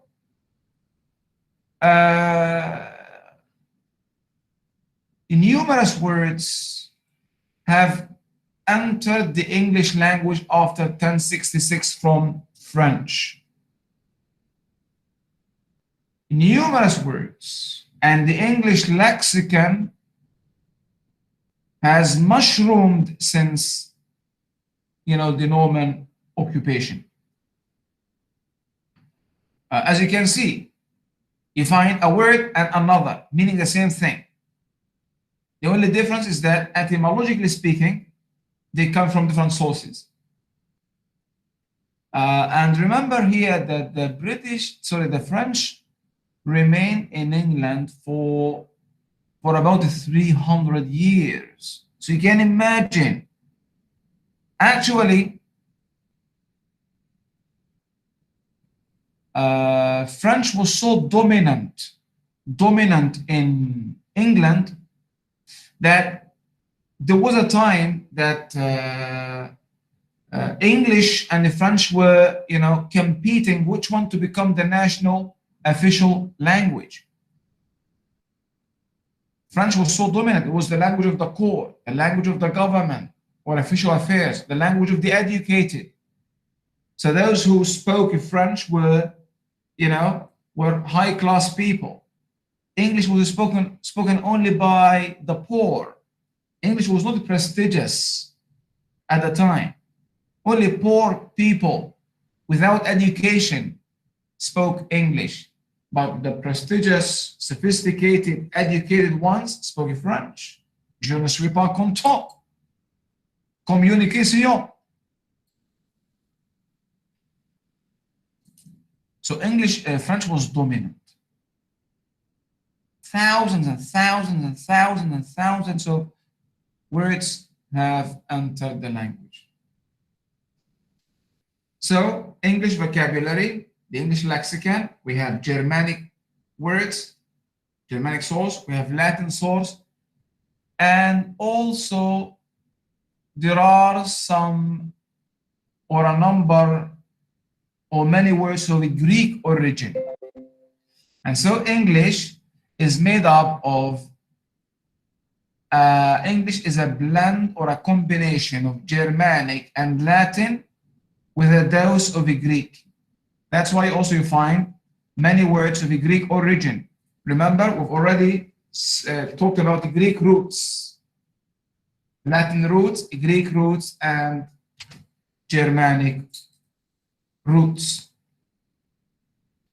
The word man is Germanic. Manly, manliness, unmanliness. So man Germanic.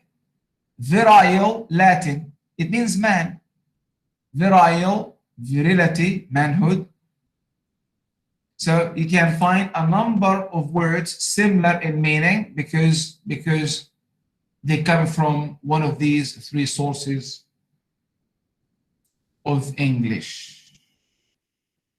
Do not also forget that English has borrowed from every other language, but these are the main three languages. But English has taken vocabulary from every imaginable language: Arabic, Malay, Swahili, Hausa, Vietnamese, whatever language there are. But this is not the context to give you examples of these words. An example of a triplet or three words that have a similar meaning, but they come from these three major sources of English vocabulary. So the word lustful, which I've already mentioned, from lust meaning erotic, meaning sexual desire. The word lustful is Germanic, the same meaning amorous, but from Latin, and the same meaning erotic, but from Greek. The word erotic from the Greek god eros, meaning sexual love or sexual desire. So erotic, amorous, and lustful have similar meanings. They're not identical, but have similar meanings because each one belongs to or comes from a different source. The same thing, the word fear or dread, Germanic, Old English. A similar word is aversion. I have strong aversion to lizards. I hate lizards, afraid of lizards. I dread lizards. And the same meaning can be found in the word phobia, meaning fear, also from Greek. So as you can see, words that have the same or similar meaning, but they derive or come from different sources. All right, that's it about, now you have a good understanding of the beginning of English, the composition of English vocabulary, an idea about its etymology, history, and origin. You should be very happy about this, piece of knowledge. Let's now move on and talk about another aspect of vocabulary, but since I see the time, we have really to speed up as we still have a lot. Okay, now let's move on and talk about, or just before we move on, let me just read this paragraph. So at its core, English is a West Germanic language, but it has borrowed words from many other languages. It borrowed heavily from Latin. Actually, about 60% of English vocabulary come from Latin during the French period or occupation. That's 2 out of every 3 words come from Latin. The rest are from Germanic and Greek, and also a number of words come from many other languages, cosmopolitan vocabulary. If you look at this list of vocabulary, you think that these are English, and they are English, but they all come from French. All these words are Latin, French. So meaning all these words, and this is just a representative sample, all these words were not used in English before 1066. So government, nation, state, parliament, sue, court, mercy, judge, miracle, value, money, royal, religion, luxury, saint, all these words were not used in English from 449 until 1066. They became English only after the Norman occupation. So the word communication, for example, is French. Communication, French. Latin via French. All right.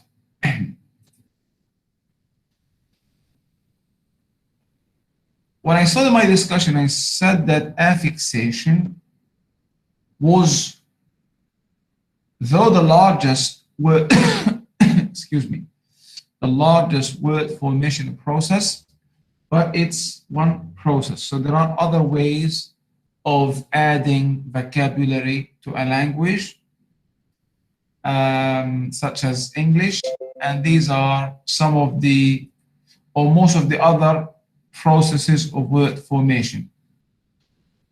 Processes of word formation and lexical enlargement, ways of creating new words other than affixation. So one process is called borrowing. In borrowing, you just take a word from another language and you use it in your own language. These words are known as loan words. Examples are ersatz, lapak from Malay, alcohol from Arabic, ersatz, I think either from Italian or ersatz. Is it Italian? Let me look it up.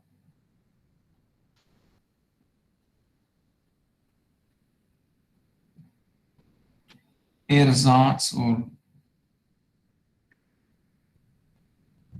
ersatz, German. Another mechanism of borrowing is known as loan translation, or one form of borrowing is loan translation or results in loan translations. A loan translation is a translation of the concept. So loan word, you take the word as it is. The word lapak from Malay is used in English as it is. The word alcohol from Arabic is used as it is in English. Algebra, alchemy, Arabic words used as they are. Loan translation, you translate the concept. For example, the English word Superman. Superman is a translation from the German word Übermensch, Übermensch, meaning Superman.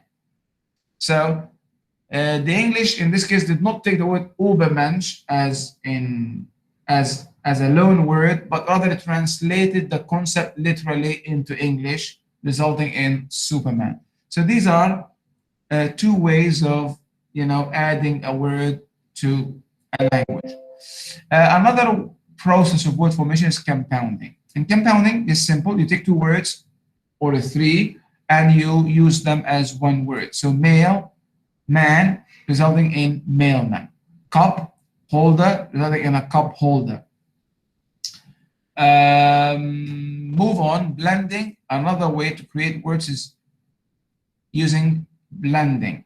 In blending, you take the first part of a word or syllable and the last part or syllable of another and you blend them together, resulting in a new word known as a blend or a portmanteau word. And so brunch is a blend from the first part of the breakfast and the last part of lunch, resulting in brunch, a meal taken by people who skip breakfast and feel hungry before lunch. So brunch. So many words in English, and especially blending, English people are fond of blending. So it's one of the productive processes of word formation in English. So words like motel from motor, car, and hotel, motel. Hazmat from hazardous, dangerous material, hazardous material, hazmat. Bromance, brother, romance. Aerobics from aerobics, exercises for the eyes like aerobics. Chillax from chill and relax, regarding a chillax. There are numerous feminazi from feminine and Nazi. So this is another common process of word formation. Not affixation. Affixation, you go to a root and then you add affixes. So a word like feminazi is not derived through affixation, but rather through another process of word formation, blending. Clipping is another way. In clipping, you take a long word, and you shorten it into one syllable. So The word mathematics, you cut it, clip it into math.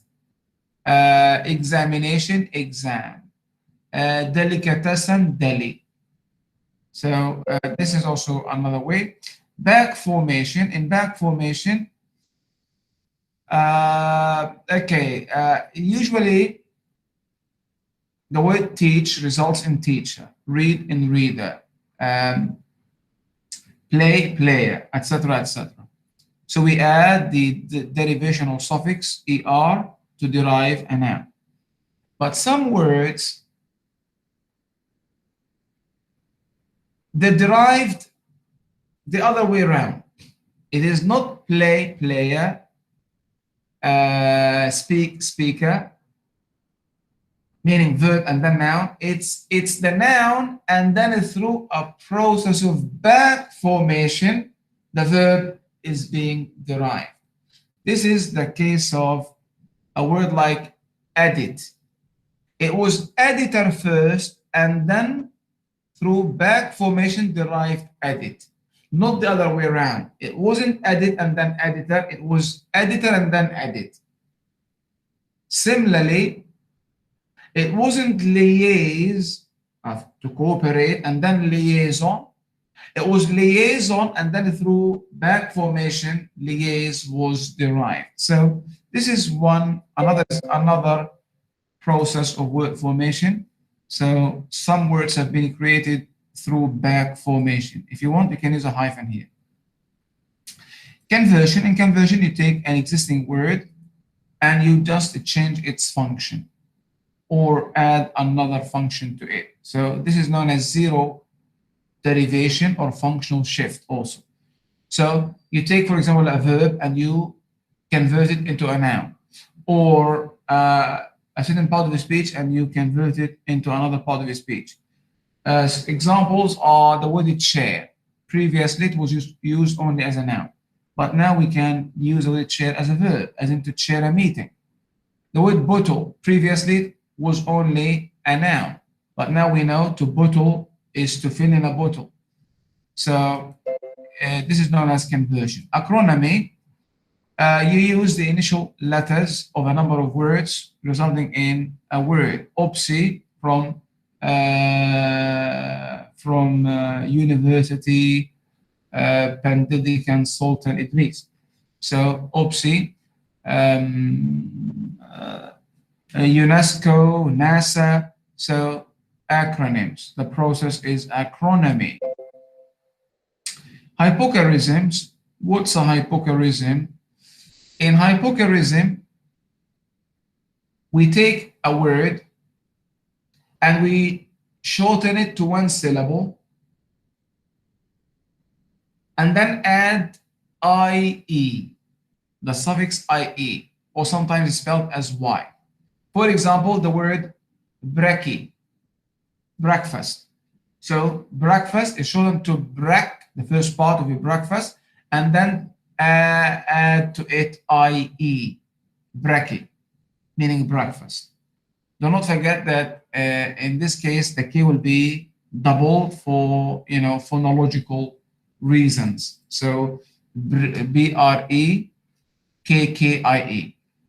So similarly, there are words derived through hypochorism, such as prezi, present, from first part of present, pres, and then IE, prezi, a gift. Techie, technician, tech, and then IE, techie. So this is also, so now hanky, from handkerchief, a type of a cloth that you use to, wipe your face, handkerchief, shortened to hank, and then IE, or Y. Spelling, sometimes YIE, not an issue, hanky. So if you come across now words, you should be able even to look at their morphology to know whether this is a derivative form derived through affixation or blending or hypochorism, or so study the internal structure to even decide the process of word formation. There are some other less common strategies, but I have to skip them as we don't have time. Now this way you have a pretty good idea about word formation processes. We've emphasized more on affixation, the different types of affixes and morphemes. We've also talked about the origin of English and the major sources of English lexis. Now, for 10 minutes, since it's already almost 12, the class should be over. Now, let's quickly look at the things that you need to record when you decide to look up a word. We've said that the dictionary should not be shunned or avoided altogether. No, it's a very useful tool. You should make use of it. But the thing is that I want you to try to figure out the meaning of a word based on the context and the morphology of it. If you decide after that to write it down, you can consult the dictionary to make sure or to confirm your guess and to make it part of your productive vocabulary by writing it down. So, but before we look at these, 8 things that you should record or jot down, I would like to make a suggestion. Can you see the slides?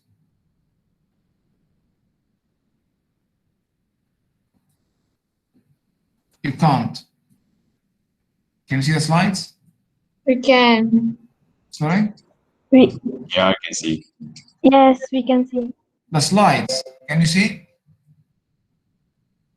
Yes, doctor. Yes, sir. Yes. So the suggestion I would like to make, improve your vocabulary with 5 words a day. Vocabulary is easy. How many days in a year are there? How many days? 365 normally. If you learn 5 new words a day, only 5, you will learn 5 times 365 equals 1,825 new words in a year. So imagine 1,835 words a year, about 2,000 words a year added to your lexical resource. That is a lot of new words. And we're not counting the many other ways through which you learn vocabulary, reading, conversation, incidental learning. These are only the result of conscious learning and effort. So if 2,000 words can be added, apart from the many other, as I said, ways of adding vocabulary, imagine in a year 2,000, another year 4,000, that's a lot. Only 5 words a day. I don't force you, but I encourage you to buy a notebook and write in 5 new words each day, every day.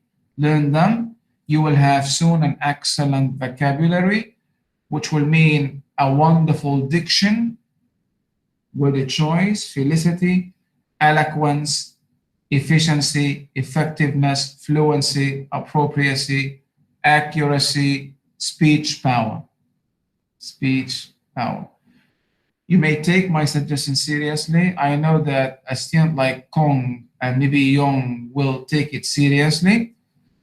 I hope the rest will take it also seriously. No punishment if you don't. But you can see some of my students in earlier, groups or semesters who took the suggestion seriously. They can tell you, about the great benefits they have derived from this, project, 5 words a day.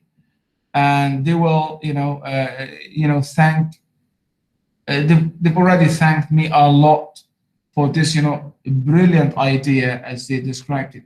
Thank you, sir, because when I look now at my vocabulary, in a week, 5 words a day, in a week, 35 words, in a month, you can imagine how many, in a year, 2,000.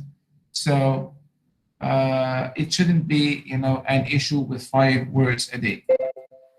Now, when you decide to learn a word, whether one of the 5 we have talked about or any other words you would like to add to your lexical resource, you should pay attention to these aspects. When you look up a word in the dictionary, please pay attention to pronunciation.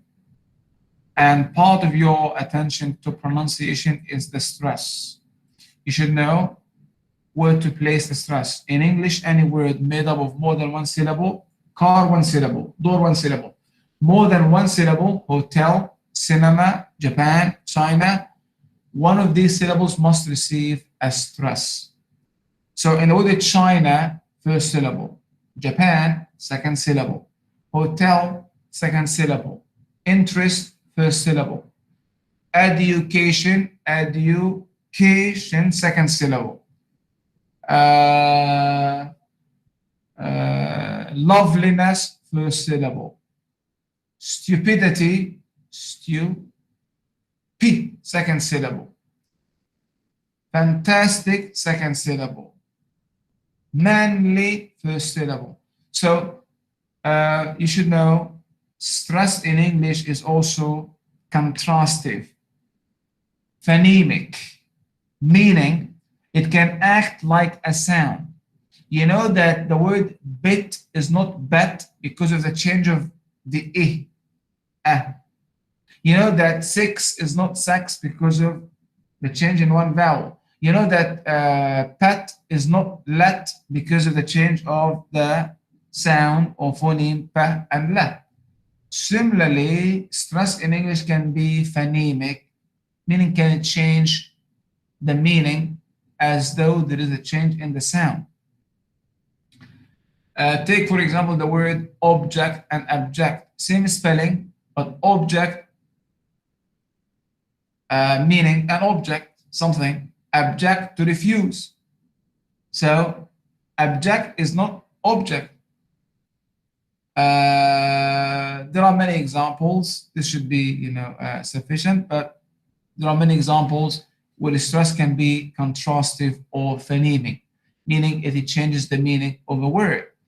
The word content, the content of a book, you know the content, but the word content, the same spelling by the way, but when it pronounced as content, stress shift, second syllable, content, it becomes a different meaning, a different word, a different part of speech, a different meaning. Content means happy, satisfied. I am content with your classes, Dr. Aladdin. Thank you. I am content. I am content with my lot of life. Yes, I am poor. I don't have much money, but I am content. Praise be to Allah. Thank God. I am content with whatever you have given me. No money, fine, but I still have eyes. I still can walk. I still can drink water. I still can go to the toilet without, someone, helping me. I am content with my lot of life. I am discontented, unhappy, contentment, peace. So, pay attention to pronunciation, to stress, part of speech. We have just said that the part of speech has to do with meaning. So, content, adjective, content, a noun. Process, a noun. Process, a verb. So the part of speech, spelling, it goes without saying. Meaning, look up the meaning. When you come across a word, also try to jot down or at least look at the word forms, related word forms, the word family, what is known as lemmatization, where you sort out or group all the related forms of a word. For example, the word beauty. Now, there are related forms, variants of the word, like a beautify, verb, beautification, noun, a beautician, another noun, system, systematic, unsystematic, systematize, systemize, systematization, systematizationally, systemicity, systematicity. So you look at the related forms of the word.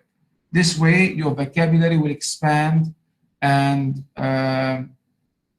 you enlarge your vocabulary quickly because these words are related. They have the same root. Grammar, pay attention to grammar. To have a good dictionary, have a good contemporary English dictionary, and there are many, whether Cobil, Oxford, Cambridge, Collins, many excellent dictionaries. And these dictionaries list all these 8 things I am talking about. grammar, by grammar I mean, the dictionary will tell you if the word has certain grammatical features. For example, if you come across a noun, the dictionary should tell you whether this noun is a mass noun, count, non-count, or a count noun. Information is a count noun, it cannot be counted. We do not say informations. Car, we can say cars. So look for grammatical information. Whether this noun is preceded by a singular verb or a plural verb. We say the news is, but not the news are. So look for, sometimes certain adjectives cannot be. We know that in English, the adjective comes before noun. A beautiful woman, a tall man, a lovely movie, a colorful painting, a tasteless meal, a horrible day. So before a noun. But some adjectives in English do not come before a noun. They come after the noun. For example, galore. It's an adjective, but it is used after the noun. Gifts galore, not galore gifts, meaning a lot. Some can come before and after, like responsible. The responsible lady, the lady responsible. So look for grammatical features.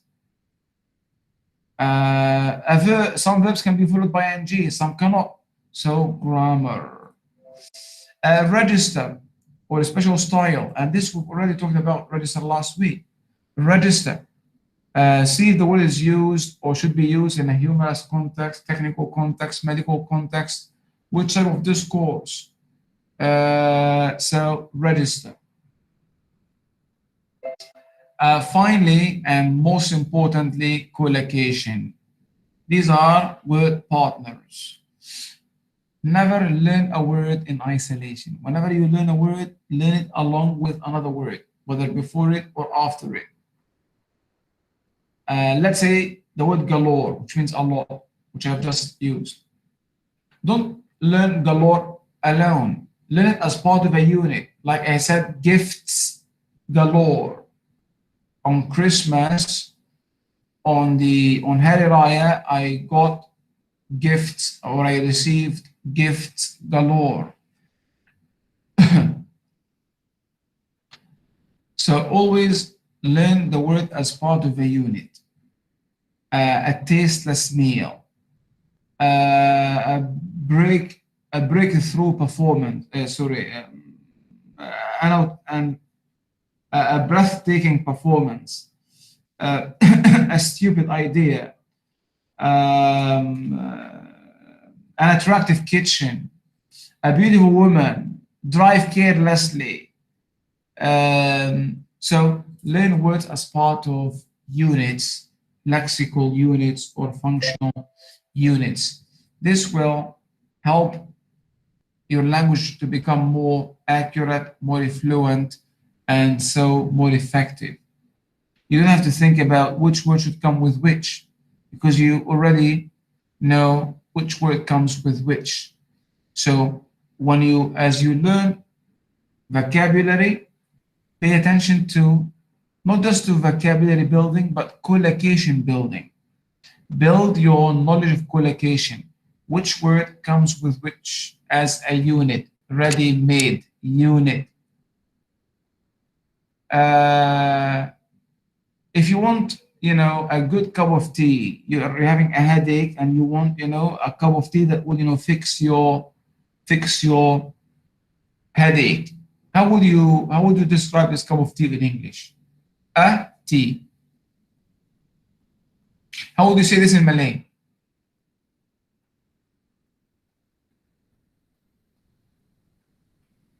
No, not tetare. What about cow tea? Cow, K-A-W. Okay, what does cow tea mean in English? How would you express this idea in English? How would you express the word cow in English?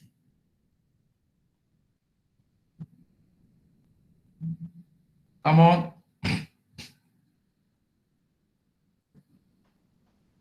How would an English person say or express what you would express in Malay as cow? Take cow. Huh? You see, you're silent. So this is a question of collocation. But when you learn the word with other words, so you will become faster, fluent, accurate, because you might choose a word that comes with T, but it is not used by native speakers. You've made the wrong collocation. The wrong collocation. For example, in Arabic, the equivalent of take cow in Arabic, take cow, by the way, not cow tea, because Malay has the adjective after the noun, is shade gil. If I were to translate, if I want to translate literally shade gil, it will be heavy tea. But there is no such thing in English as heavy tea. If I go to England and ask a waitress for a cup of heavy tea, she will not understand. Because English people do not use the word heavy with tea, meaning, in other words, that heavy and tea do not collocate, do not come together. They are not collocates, they are not collocations. And so if I say heavy tea, translating literally from my mother tongue, I will not be understood. And so my communication will not be fluent, will not be accurate, and will not be effective. Anyhow, the equivalent, what collocates with T in English in this context is strong. So the word is strong, a strong cup of tea, strong tea. And the opposite would be weak tea, by the way. Strong coffee, weak coffee. So when you learn a word, do not just let it in isolation. Build up your collocations. Build up your resource of collocations. With this, I end my class. I hope you've enjoyed my class. If you have no questions, you may leave, you could leave. Any questions? Have you enjoyed the class? Yes. Say yes. Thumbs up or down? Thumbs up. Yes. Thumbs up, thumbs up. Yes, Yes, doctor. we enjoyed it. Yes, doctor, very nice. We really Um, enjoy it, doctor. Yeah, doctor. all right. Thank you. We shall meet next week. But I don't know. I have mentioned this at the beginning of the class. The group presentation. I think you haven't made your presentations, or maybe some of you made half of it. So I don't know. You're gonna put yourself in trouble now because you have missed a chance. Because next week we have other groups. I don't know. Okay. So next week we're going to deal with another topic. This week and the previous were about different aspects of vocabulary. Next week we're going to move into chapter 3, where we're going to introduce the idea of topic and implied main idea and stated main idea. So please look at chapter 3, whether you're gonna present or just participate. Look at chapter 3 and come to class ready. Until then, have a nice weekend. See you next week. Thank you, doctor. Thank you, doctor. Thank you, Thank you, doctor. doctor. Thank you, doctor. Thank you, doctor. Thank you, doctor. Thank you, doctor.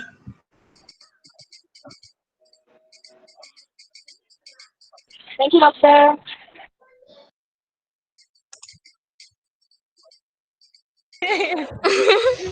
Thank you, doctor. May I ask if anyone here is from Penang?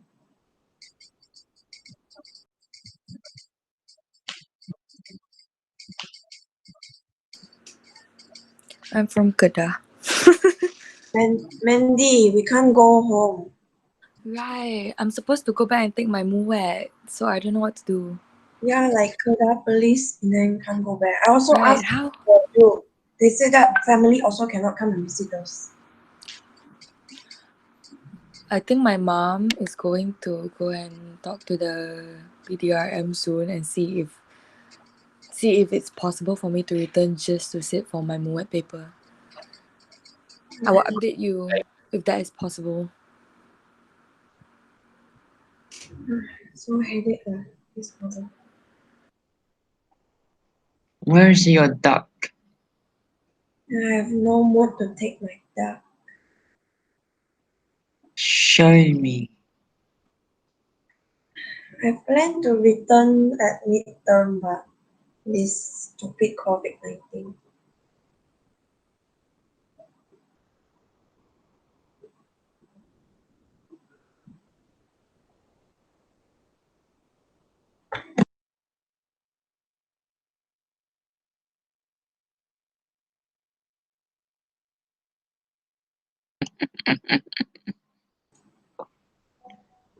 Guess what? It is still raining. Yes, it is still raining. I want to go home. But Emil, you there? Emil,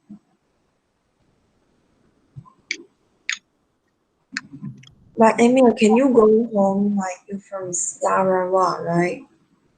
Yeah. You also cannot go home, is it? No, I can't go home. But why me cannot? I don't know because you are at the north of Peninsular Malaysia. I am so sad.